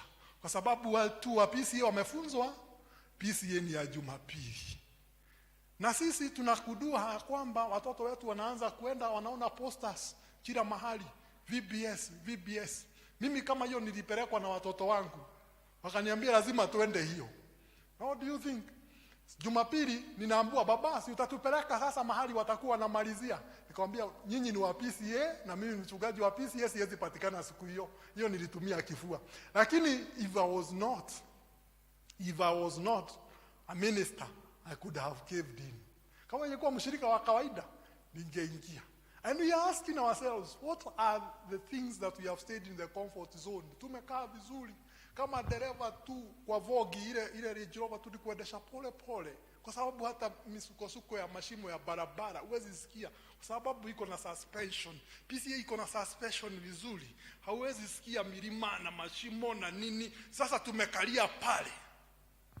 Unajua hata hiyo maendeleo ni vile tutakaa vizuri. Wapendwa, mambo inaharibika kule mkikaa vizuri. Wadawa wanauza madawa ya kulevya, hawakai comfortable kama nyinyi. Bado wanaendea watoto wenu. You need to think twice. Think of the power that you have in Jesus and how you can transform the world. Hilo lingine, it gives us a new destiny. Inatupa hatima jipya. You know, you get a new destiny. And our destiny, yes, is heaven. Our destiny is in excellence. Once the resurrection of Jesus Christ happens, we get a new destiny. Mahali ambapo tunataka kuiona P.C.E.A Society, mahali ambapo tunataka kuiona P.C.E.A imefika. Si kukuwa na makanisa mengi, ebo konyi geitari dhambi. It's a church that transforms. That even when people come, they can say, surely the presence of the Lord is here. The presence of the Lord is here. Yes. Unasikia tu hapa, ukinusa hivi, unasikia hata unatoa limbaga, namsikia kichwa na mgongo, kifua na magoti. Unasikia hapo wapi? Hapo. Because your destiny is new. What is the destiny for this church? What is your destiny as a Christian? Unajua siku hizi watu wanasema destiny changes, sijui whatever. Kuna madestiny mengi ya kukaa vizuri katika hii dunia. But what is the destiny for this church? What is the destiny for the Christians in this church? What is my destiny as a minister? Nitamalizia wapi? Hata hii gao nikiekelewa juu ya kofini yangu, nikuwe nimezikwa na kasoko. Kuna destiny ambayo nitaenda. It is not determined by the gown, it is not determined by the collar. Yes, there is a destiny. There is a destiny. Kuna hatima. Na wakati tumebadilika, tunaacha na ile safari tulikuwa tunaenda. Kwa mfano ukiwa Nairobi, ulikuwa Mombasa Road. Utaelekea tu a new destiny ya kuelekea na huko Kisumu na huko Nakuru. Si ni kweli? Yes, we get a new destiny because our journey changes. Even our journey is new. Safari yetu ni mpya. Na kwa hivyo hata hatima yetu ni mpya.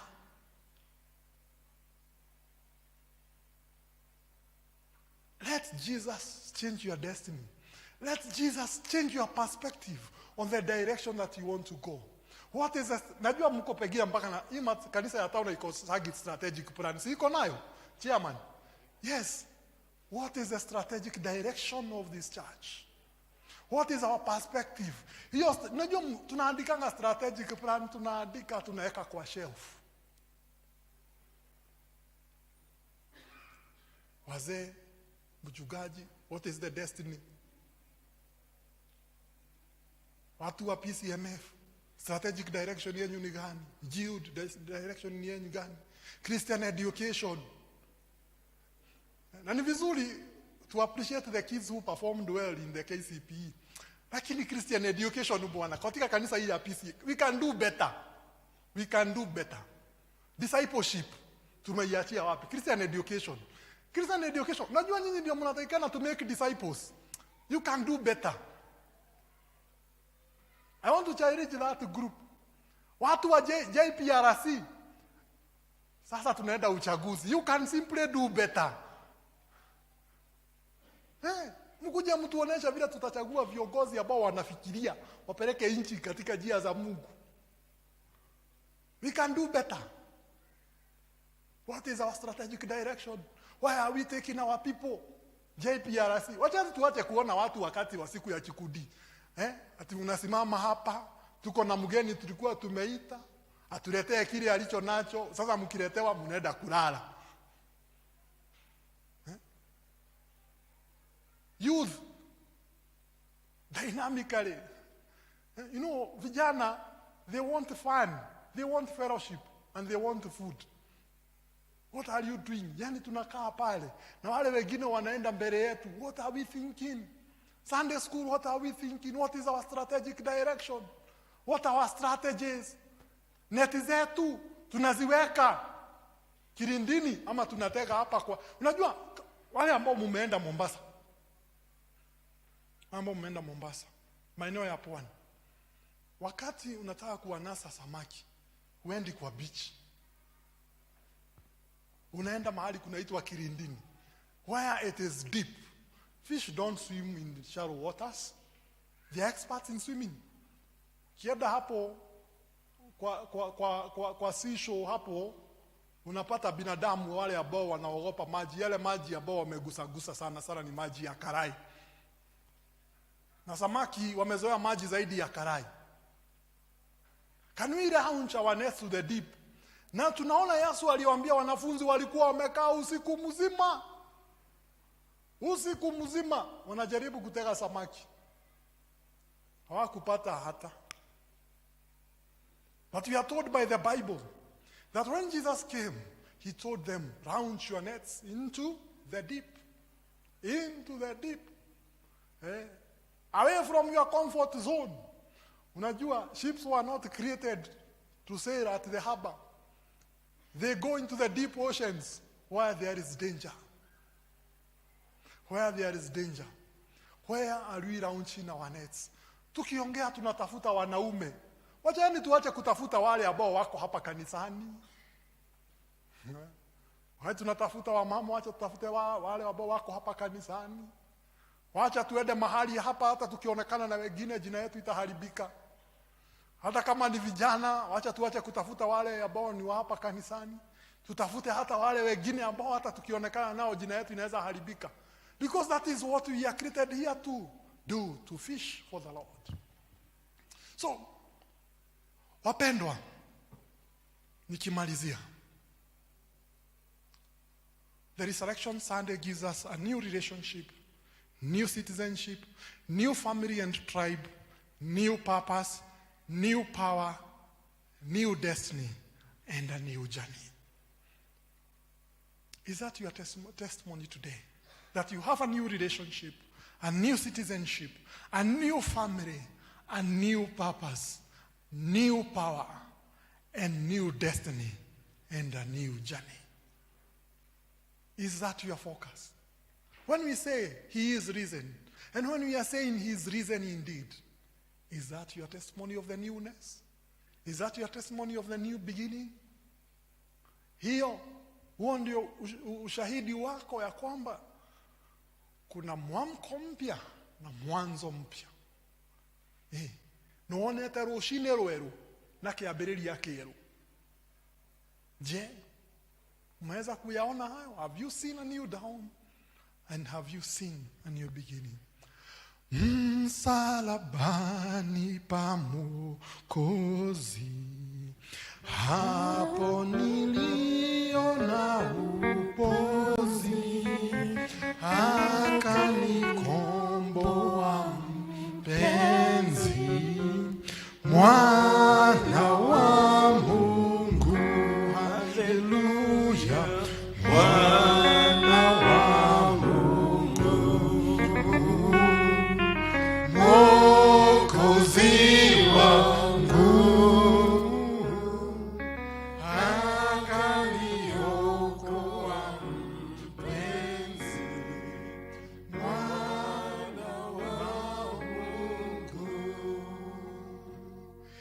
chini ya mti msumbufu, hapo niliomba upofu, alinikomboa kwa damu, mwana wa Mungu, haleluya, mwana wa Mungu,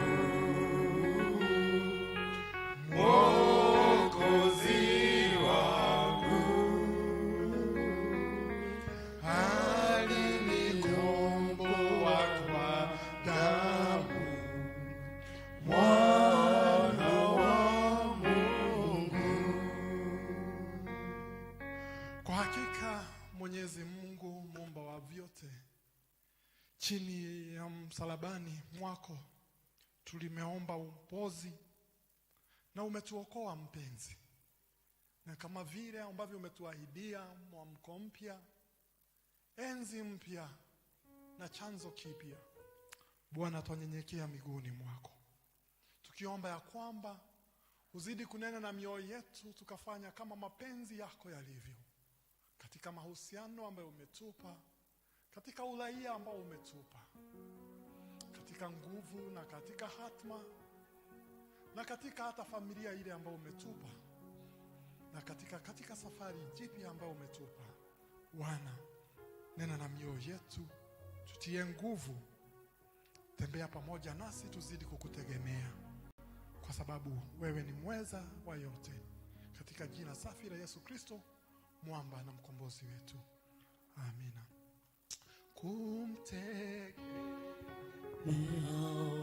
Mwokozi kwangu tamu kabisa,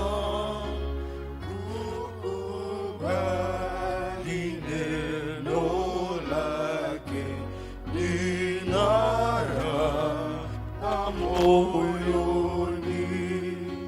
Yesu, Yesu namwamini, nimemwona dhabiti. Yesu, Yesu yu thamani, ahadi zake kweli.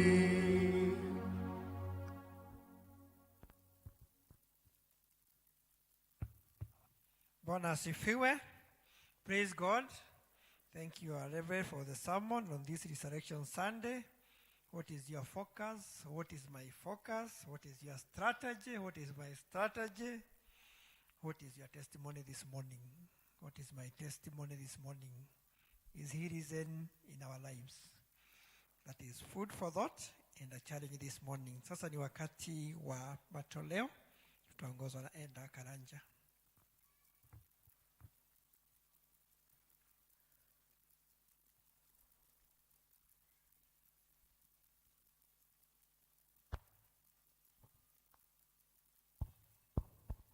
Wale wako na 10% kujeni, ni wakati wenu.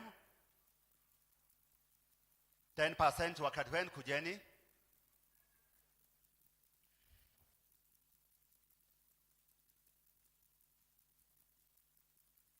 Alemena ido cia Ngai ni marehe.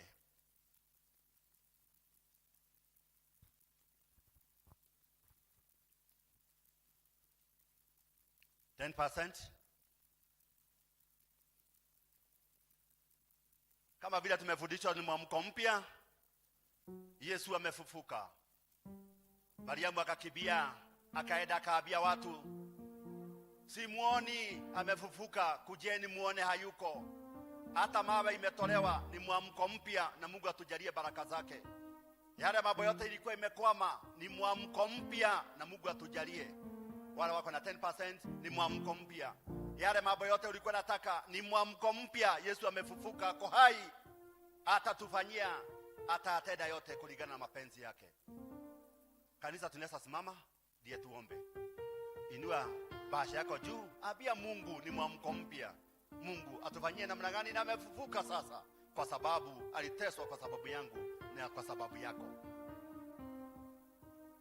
Baba wetu, tunasema ni asante kwa sababu ya siku ya leo na siku jema Mungu wetu. Na Mungu wetu ni asante kwa sababu tumekuja nyumba yako Mungu wetu, tukiwa na vipawa vile umetubariki, vile umetuonekania, vile tumekuwa na Mungu wetu ukiwa upande wetu.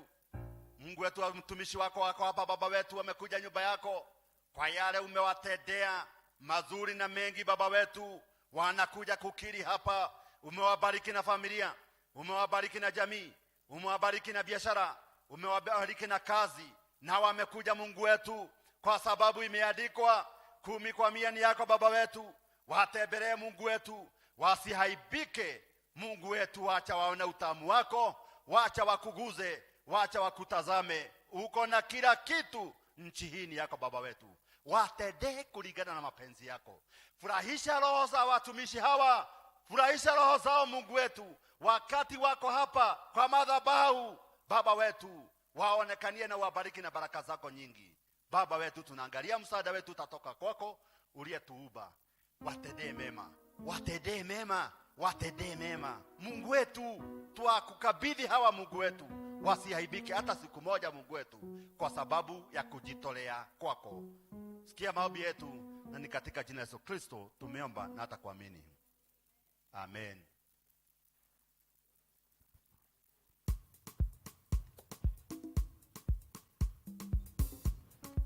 Praise. Tusimame praise hapo, tuwe na wimbo moja mbili.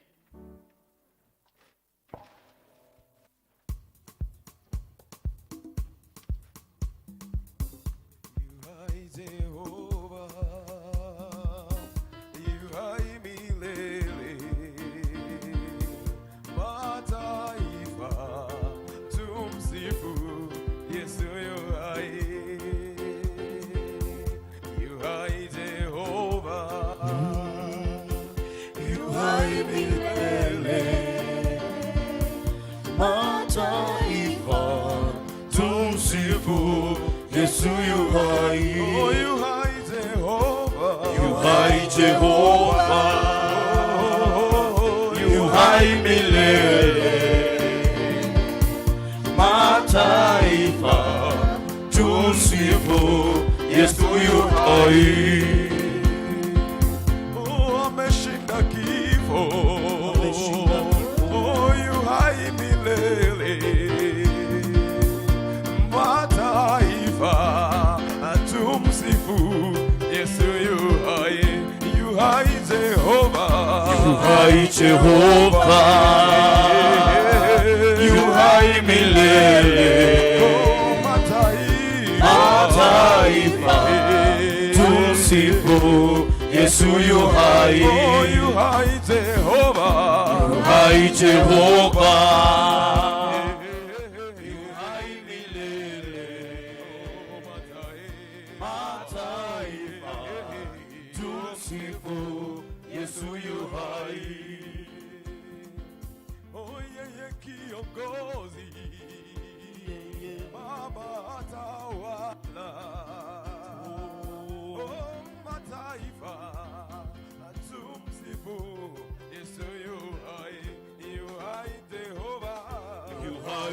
Jehova,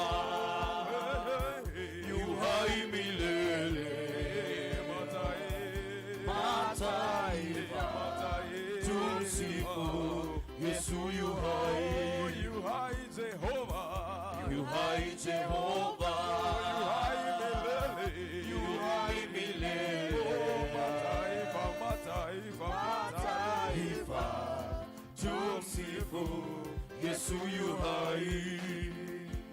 Oh, yu hai El Shaddai, yu hai Mwokozi wetu.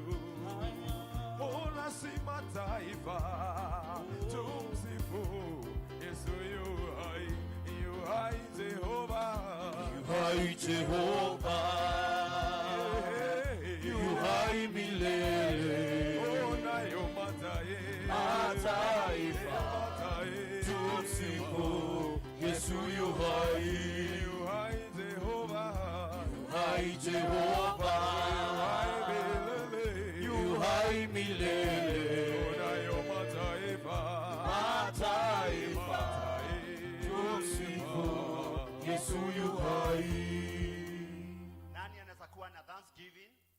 Nani anaweza kuwa anataka kushukuru? Ni wakati wako. Tumetendewa mambo mingi na Mwenyezi Mungu. Uko na nafasi hiyo ya kuja kusema ni asante. Uko hapo unataka kushukuru. Unataka kushukuru kwa njia mingi sana. Mungu ametenda. Vijana wamesoma, wamepita, wamefanya mtihani. Wengine wameenda kuwa wanaume. Una shukrani unaweza leta kwa Mwenyezi Mungu. Tuna familia hii na kanisa tusimame kwa sababu meza la Bwana limekuja. Tukuje kidogo, tukaribishe. Tukuje kado kidogo. Kujeni sasa. Tuendelee na wimbo.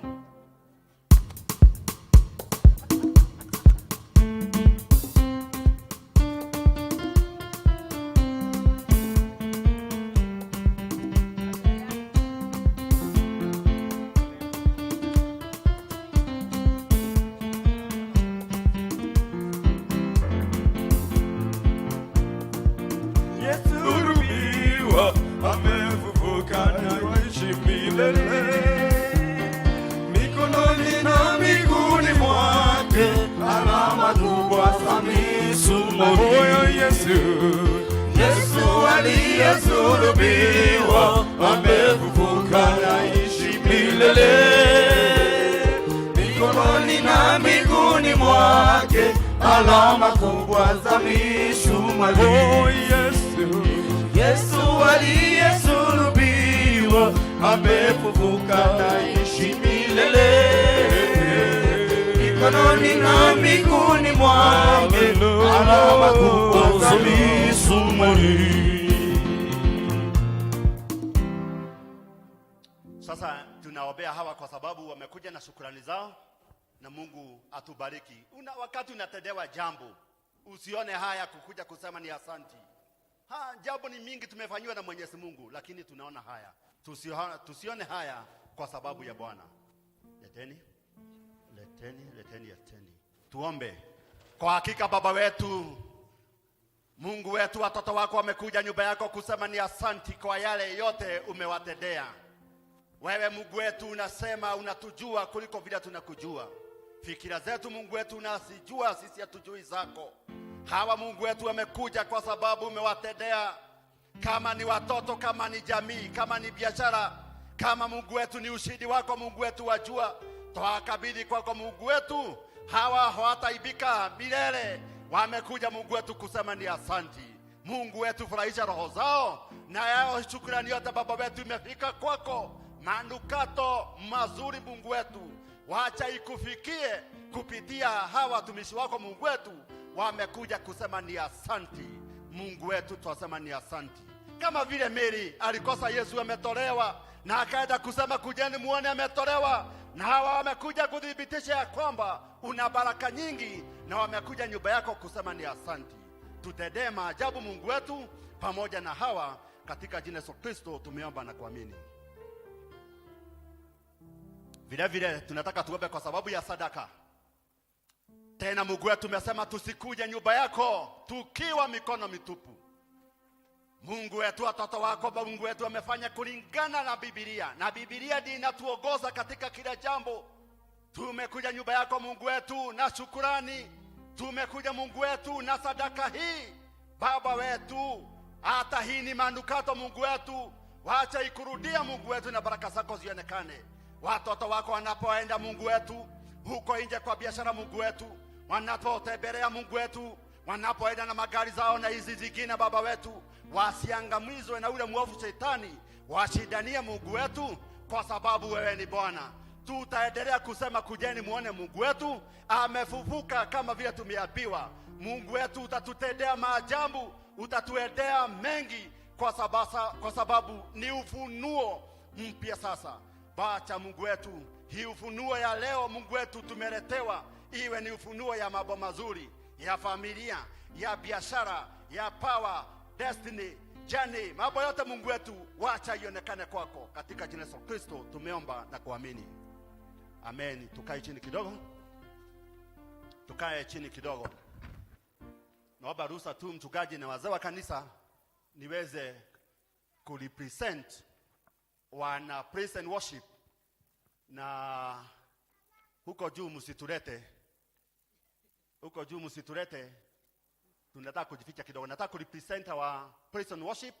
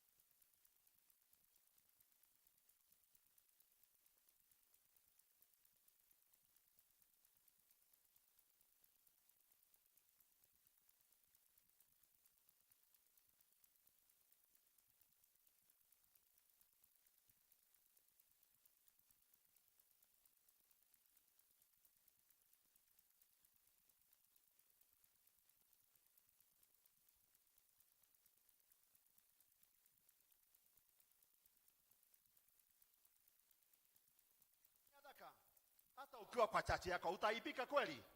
Ili tuonekane vizuri. Sadi coordinator wetu, hebu pita hapa, upite pale, upite hapa, upite hapa, ndio tumalizie muone hiyo uniform iko namna gani. Tuendelee. Ni vizuri tu appreciate ni makofi. Tuma rohi. Kuna watu tuliita hapa. Nasema ni asanti. Kuna watu wakutuaibisha, tulisema kujeni kazi ya Bwana. Kujeni tufanye kazi ya Bwana. Sasa vijana wetu ndio hawa, mchungaji na wazee wa kanisa, vijana wetu ndio hawa. Hatutaibika vijana wetu. Muliona mahali hata walienda kutuwakilisha. Wakiwa na wazee wetu wengine, walituwakilisha vizuri sana. Watoto wetu wako hivyo, kujeni hapa. Charity, tunashukuru sana kwa sababu ya kazi njema, uniform ambaye haina aibu. Nilikuwa natarajia kuona ile inashikashika watu wanaenda kusona, wanasema yako nyiti hanini. Yako nyiti hanini. Hii walebo wako sawa. Si wako sawa. Mtakaa namna hiyo, msiende kufupisha. Utike duke getoreda kuona. Hivyo. Mungu amjalie baraka zake. Mungu ambariki sana. Tupigie Mungu wetu makofi.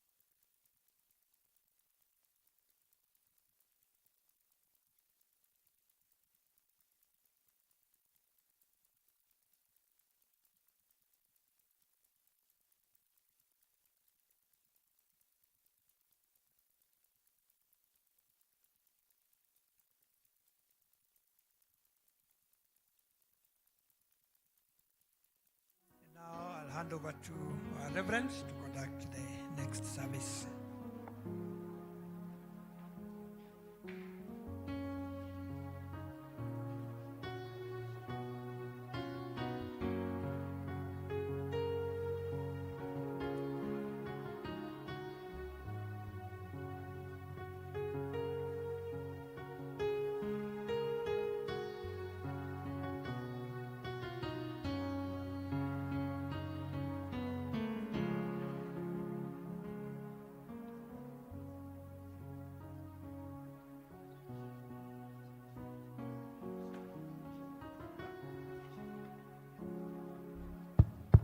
Halo, na taarifiwa kwamba wale ambao mnatoka kwanza tusubiri basi. Nilikuwa nafikia mtagoja meza ya Bwana ndio tupate baraka. Tusimame wote tupate baraka ya ibada ambayo imekwisha. Tunataka kukushukuru Mungu mwema, chanzo cha uzima na nguvu yetu. Mungu ambaye unatujali. Asante kwa sababu ya ibada ambayo umetuwezesha tumeweza kukamilisha. Na tunapoingia katika hii ibada mpya ya meza ya Bwana na pia katika ibada ya Kikuyu, tunaomba ya kwamba uzidi kuwa pamoja nasi. Tunataka kukushukuru kwa vile wema wako umekuwa pamoja nasi na vile Bwana umetuwezesha tukakuwa na ibada ya kufana ambayo Bwana umeweza kutulisha katika mioyo yetu. Na sasa Bwana wabariki na wadumishe. Bwana waangazie na nuru ya uso wake aweze kuwafadhili. Bwana wainulie uso wake awajalie amani yake. Nazo baraka za Mungu Baba, Mwana na Roho Mtakatifu ziwe pamoja nanyi na familia zenyu. ziwe pamoja nanyi mketipo msimamapo, ziwe nanyi mlalapo mwamkapo, ziwe nanyi mtokapo na mrudipo, sasa na hata milele. Amina. Amen. Sasa wale ambao pengine hawapokei na wangetaka kutoka, mnao ruhusa ya kutoka. Tunapoendelea na wimbo wa tenzi za rohoni namba 16, kumtegemea Mwokozi. Kumtegemea Mwokozi kwangu tamu kabisa.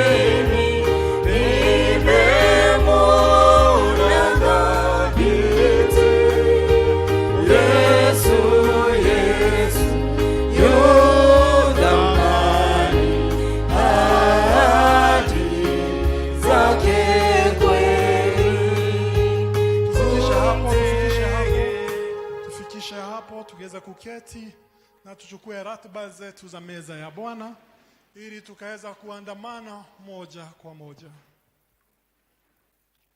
Nimrudishie Bwana nini kwa ukarimu wake wote alionitendea. Nitakipokea kikombe cha wokovu na kulitangaza jina la Bwana. Kwa maana Pasaka wetu amekwisha kutolewa kuwa sadaka, yani Kristo. Basi na tuifanye karamu si kwa chachu ya kale wala kwa chachu ya uovu na ubaya, bali ni kwa yasiyochachika ambao ndio weupe wa moyo. Yesu Kristo alinena maneno haya akisema, mpende Mungu muumba wako kwa nafsi yako yote, kwa fikra zako zote, na pia kwa moyo wako wote na nguvu zako zote. Na kisha umpende jirani yako kama vile unavyojipenda wewe mwenyewe. Bwana uturehemu pamoja, Kristo uturehemu.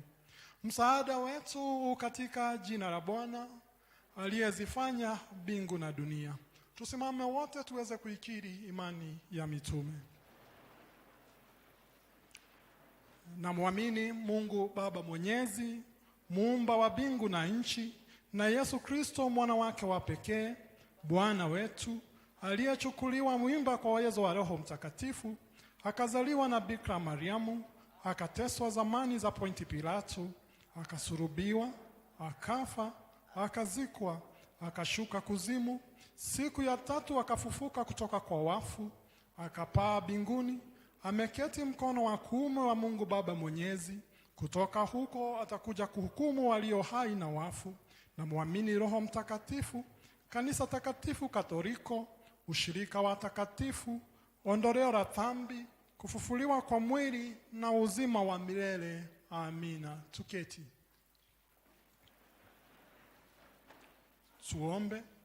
Mwenyezi Mungu ambaye kwako mioyo yote iko wazi, haja zote zinajulikana, na ambaye kwako hakuna siri zilizofichwa, takasa mawazo ya mioyo yetu kwa upuzio wa Roho wako Mtakatifu, ili tukupende kwa ukamilifu na kulitukuza jina lako takatifu kama ipasavyo, kwa Yesu Kristo Bwana wetu.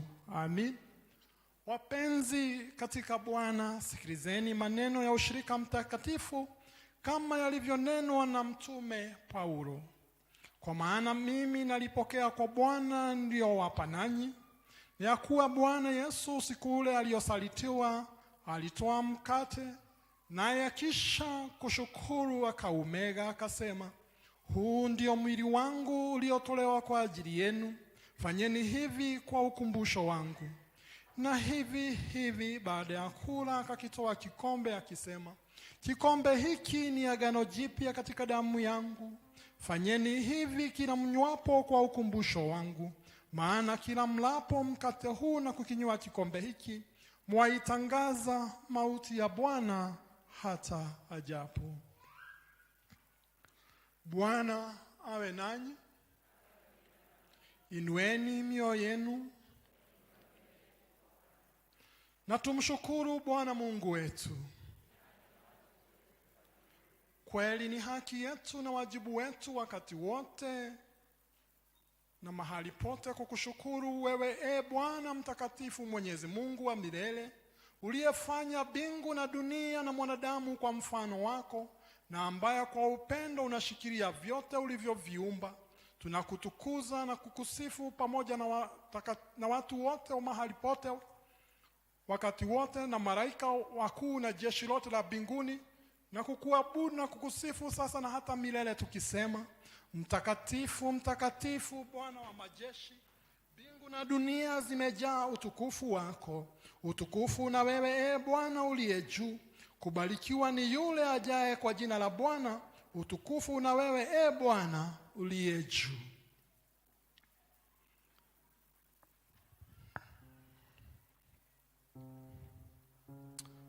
Tuombe. Bwana Mungu wetu, tushushie Roho wako Mtakatifu ili atutakase na kutakasa karamu yako ya mkate na divai, ili mkate tunaumega uwe kwetu ushirika wa mwili wake Kristo, ili sisi tunavyovitwaa kwa imani tuweze kuwa washiriki wa mwili wake na damu yake na mibaraka za yake yote, na kulisha maisha yetu ya kiroho na kukua katika neema na kwa utukufu wa jina lake takatifu. Bwana, sisi hapa tunajitoa kwako roho na mwili kuwa sadaka yenye maana takatifu iliyo hai, kwa Yesu Kristo Bwana wetu. Amen.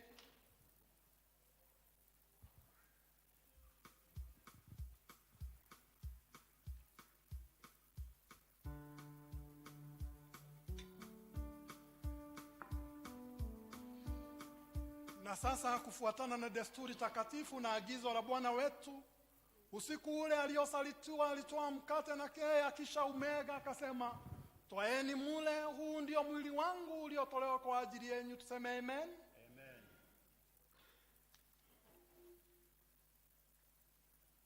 Na hivi baada ya kula akakichukua kikombe na kushukuru, na akasema, kikombe hiki ni agano jipya katika damu yangu, fanyeni hivi kila mnywapo kwa ukumbusho wangu. Tuseme amen. Amen. Amen. Moja, tuendelee na ratiba. Mwana kondoo wa Mungu uichukue dhambi ya ulimwengu pamoja, utuhurumie. Mwana kondoo wa Mungu uichukue dhambi ya ulimwengu pamoja, utuhurumie. Mwana kondoo wa Mungu uichukue dhambi ya ulimwengu, utupe amani yako. Amen.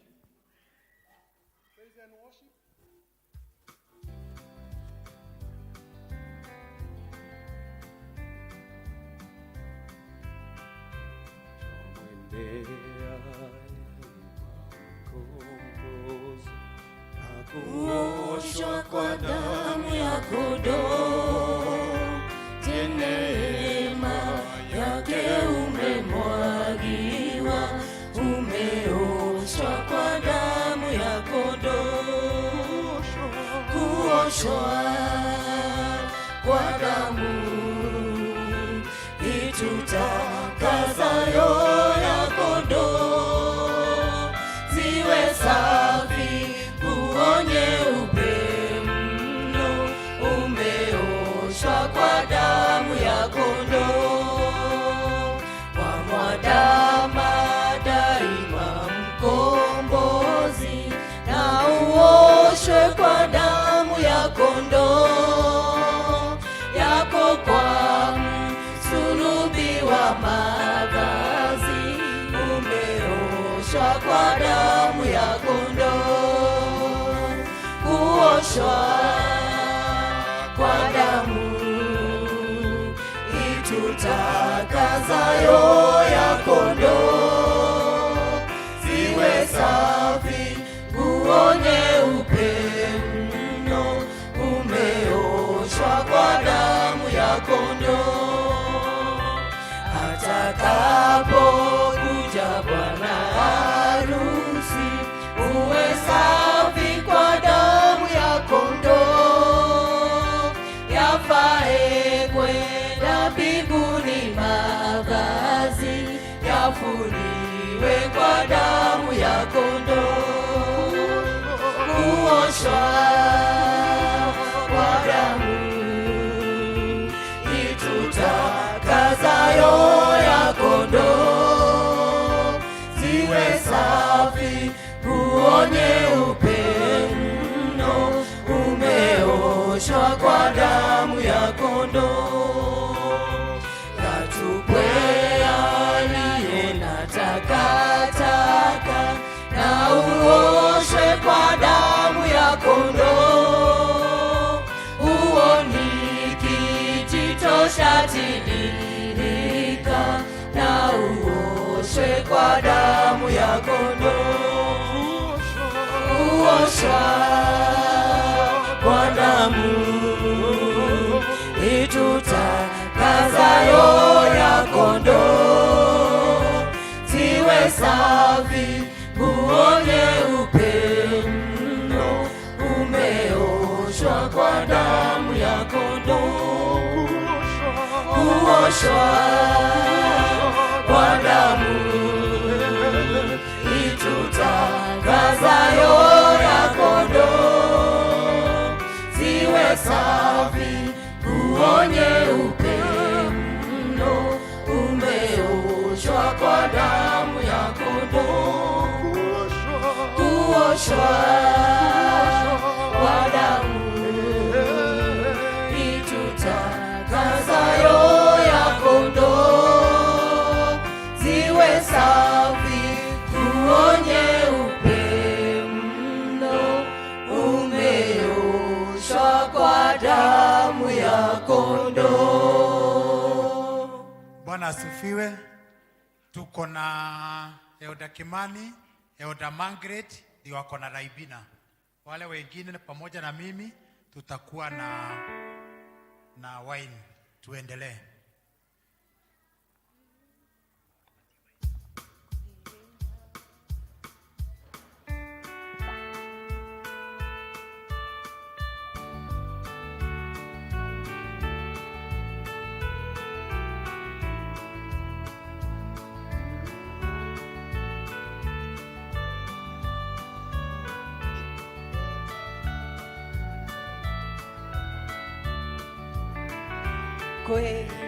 Kwenaroe rwadakame ya Emmanueli mwene, naoe yama riketorwa maniraga gekofyo, magadira gekoge yone, magadira gekogyo refiu, naoe yama riketorwa maniraga gekofyo, muishiwa bane yona Jesu nyakeni yonela kameo,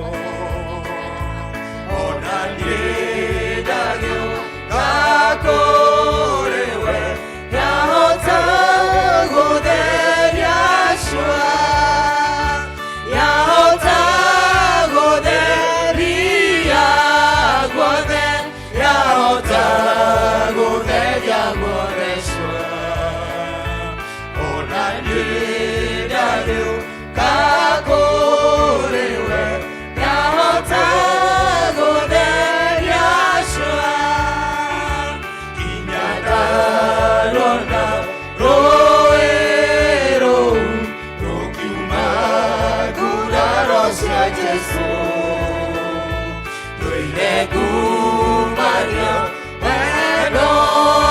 wake rigatiga onadakwa rwĩmbo rwakwa no rwa Jesũ rwĩmbo rwakwa no rwa Jesũ rũire kumagio wendo wake ndigatiga onadakwa ndarikia gũkua ndainaga rwĩmbo rwega mũno kwĩrũrũ rũrĩmĩ rũrũ rũgakira ngamoinĩra igũrũ ngamoinĩra Jesũ wega ndĩmũinagĩre wega ma rũrĩmĩ rũrũ rũgakira ngamoinĩra igũrũ mũici wa mani yona Jesũ nĩakenirio nĩ thakame-ĩyo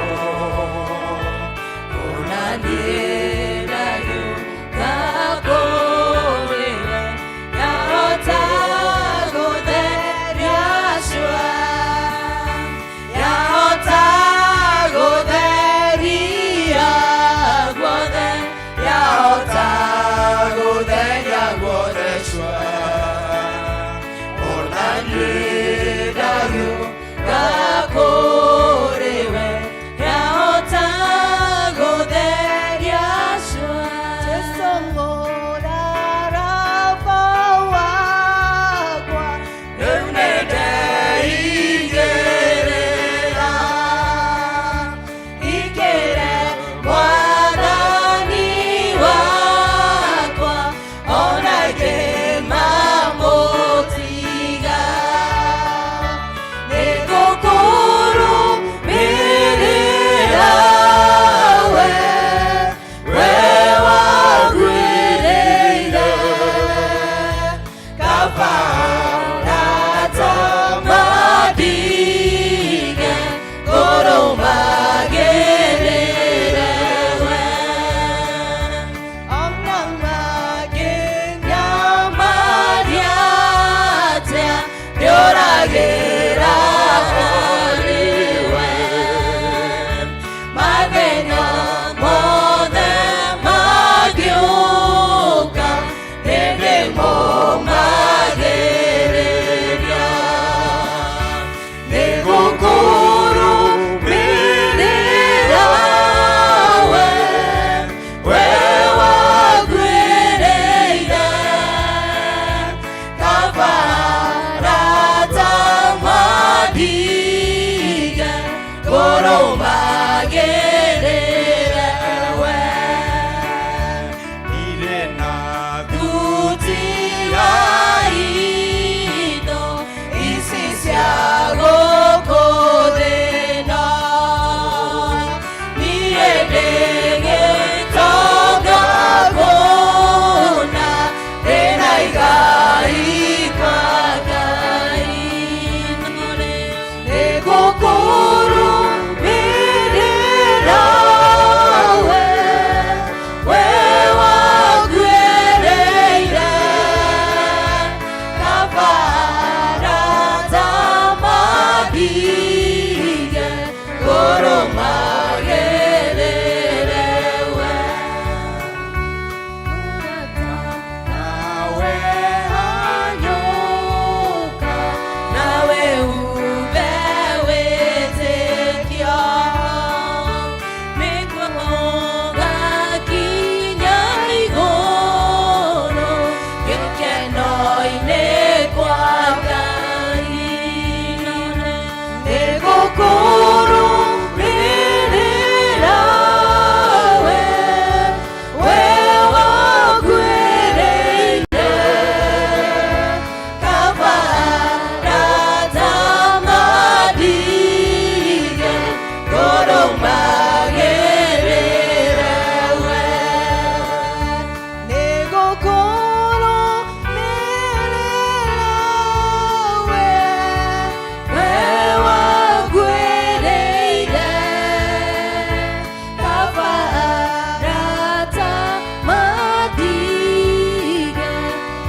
Oh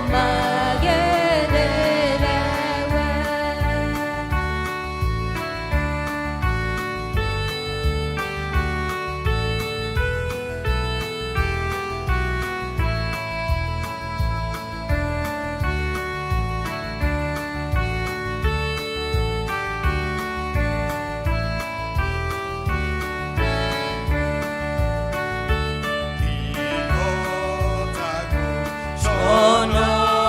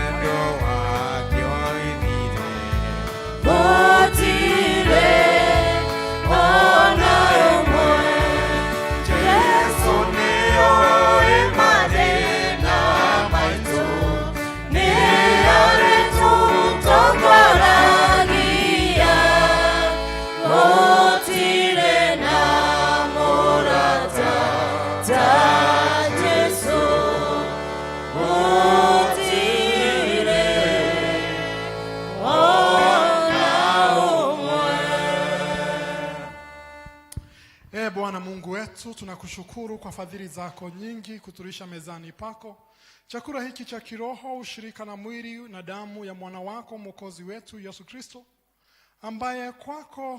ambaye anajitoa daima kwa ajili ya wokovu wa wanadamu ili waweze kurithi ufalme wa mbinguni.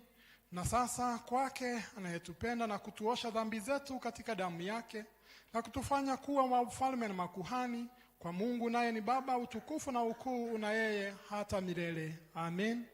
Bwana, tunazidi kukushukuru hata kwa sababu ya sadaka hizi ambazo umetusaidia nazo na kutubariki nazo kama sehemu ya baraka zako, ili Bwana tukaweza kujitoa kama vile mwana wako alivyojitoa kwa sababu ya wokovu wetu. Na Bwana, tunaomba ukaweza kuzipokea kwa kazi yako kama vile Yesu alivyovunjwa mwili wake, nasi tumejivunja kupitia baraka zako, ili Bwana ziwe za msaada katika injili yako na kuitenda kazi yako. Zipokee Bwana, upate kuzitakasa, na pia utubarikie zingine nyingi tukaweza kupata za kukotolea katika kazi yako kupitia Yesu Kristo ambaye ni mwamba na mkombozi wetu. Amen. Bwana wetu Yesu Kristo anasema, kama vile Baba alivyonituma mimi, hivyo na watuma. Bwana na awe nanyi. Enendeni kwa amani. Shukrani ziwe kwa Mungu. Na sasa Bwana wabariki na wadumishe. Bwana waangazie na nuru ya uso wake aweze kuwafadhili.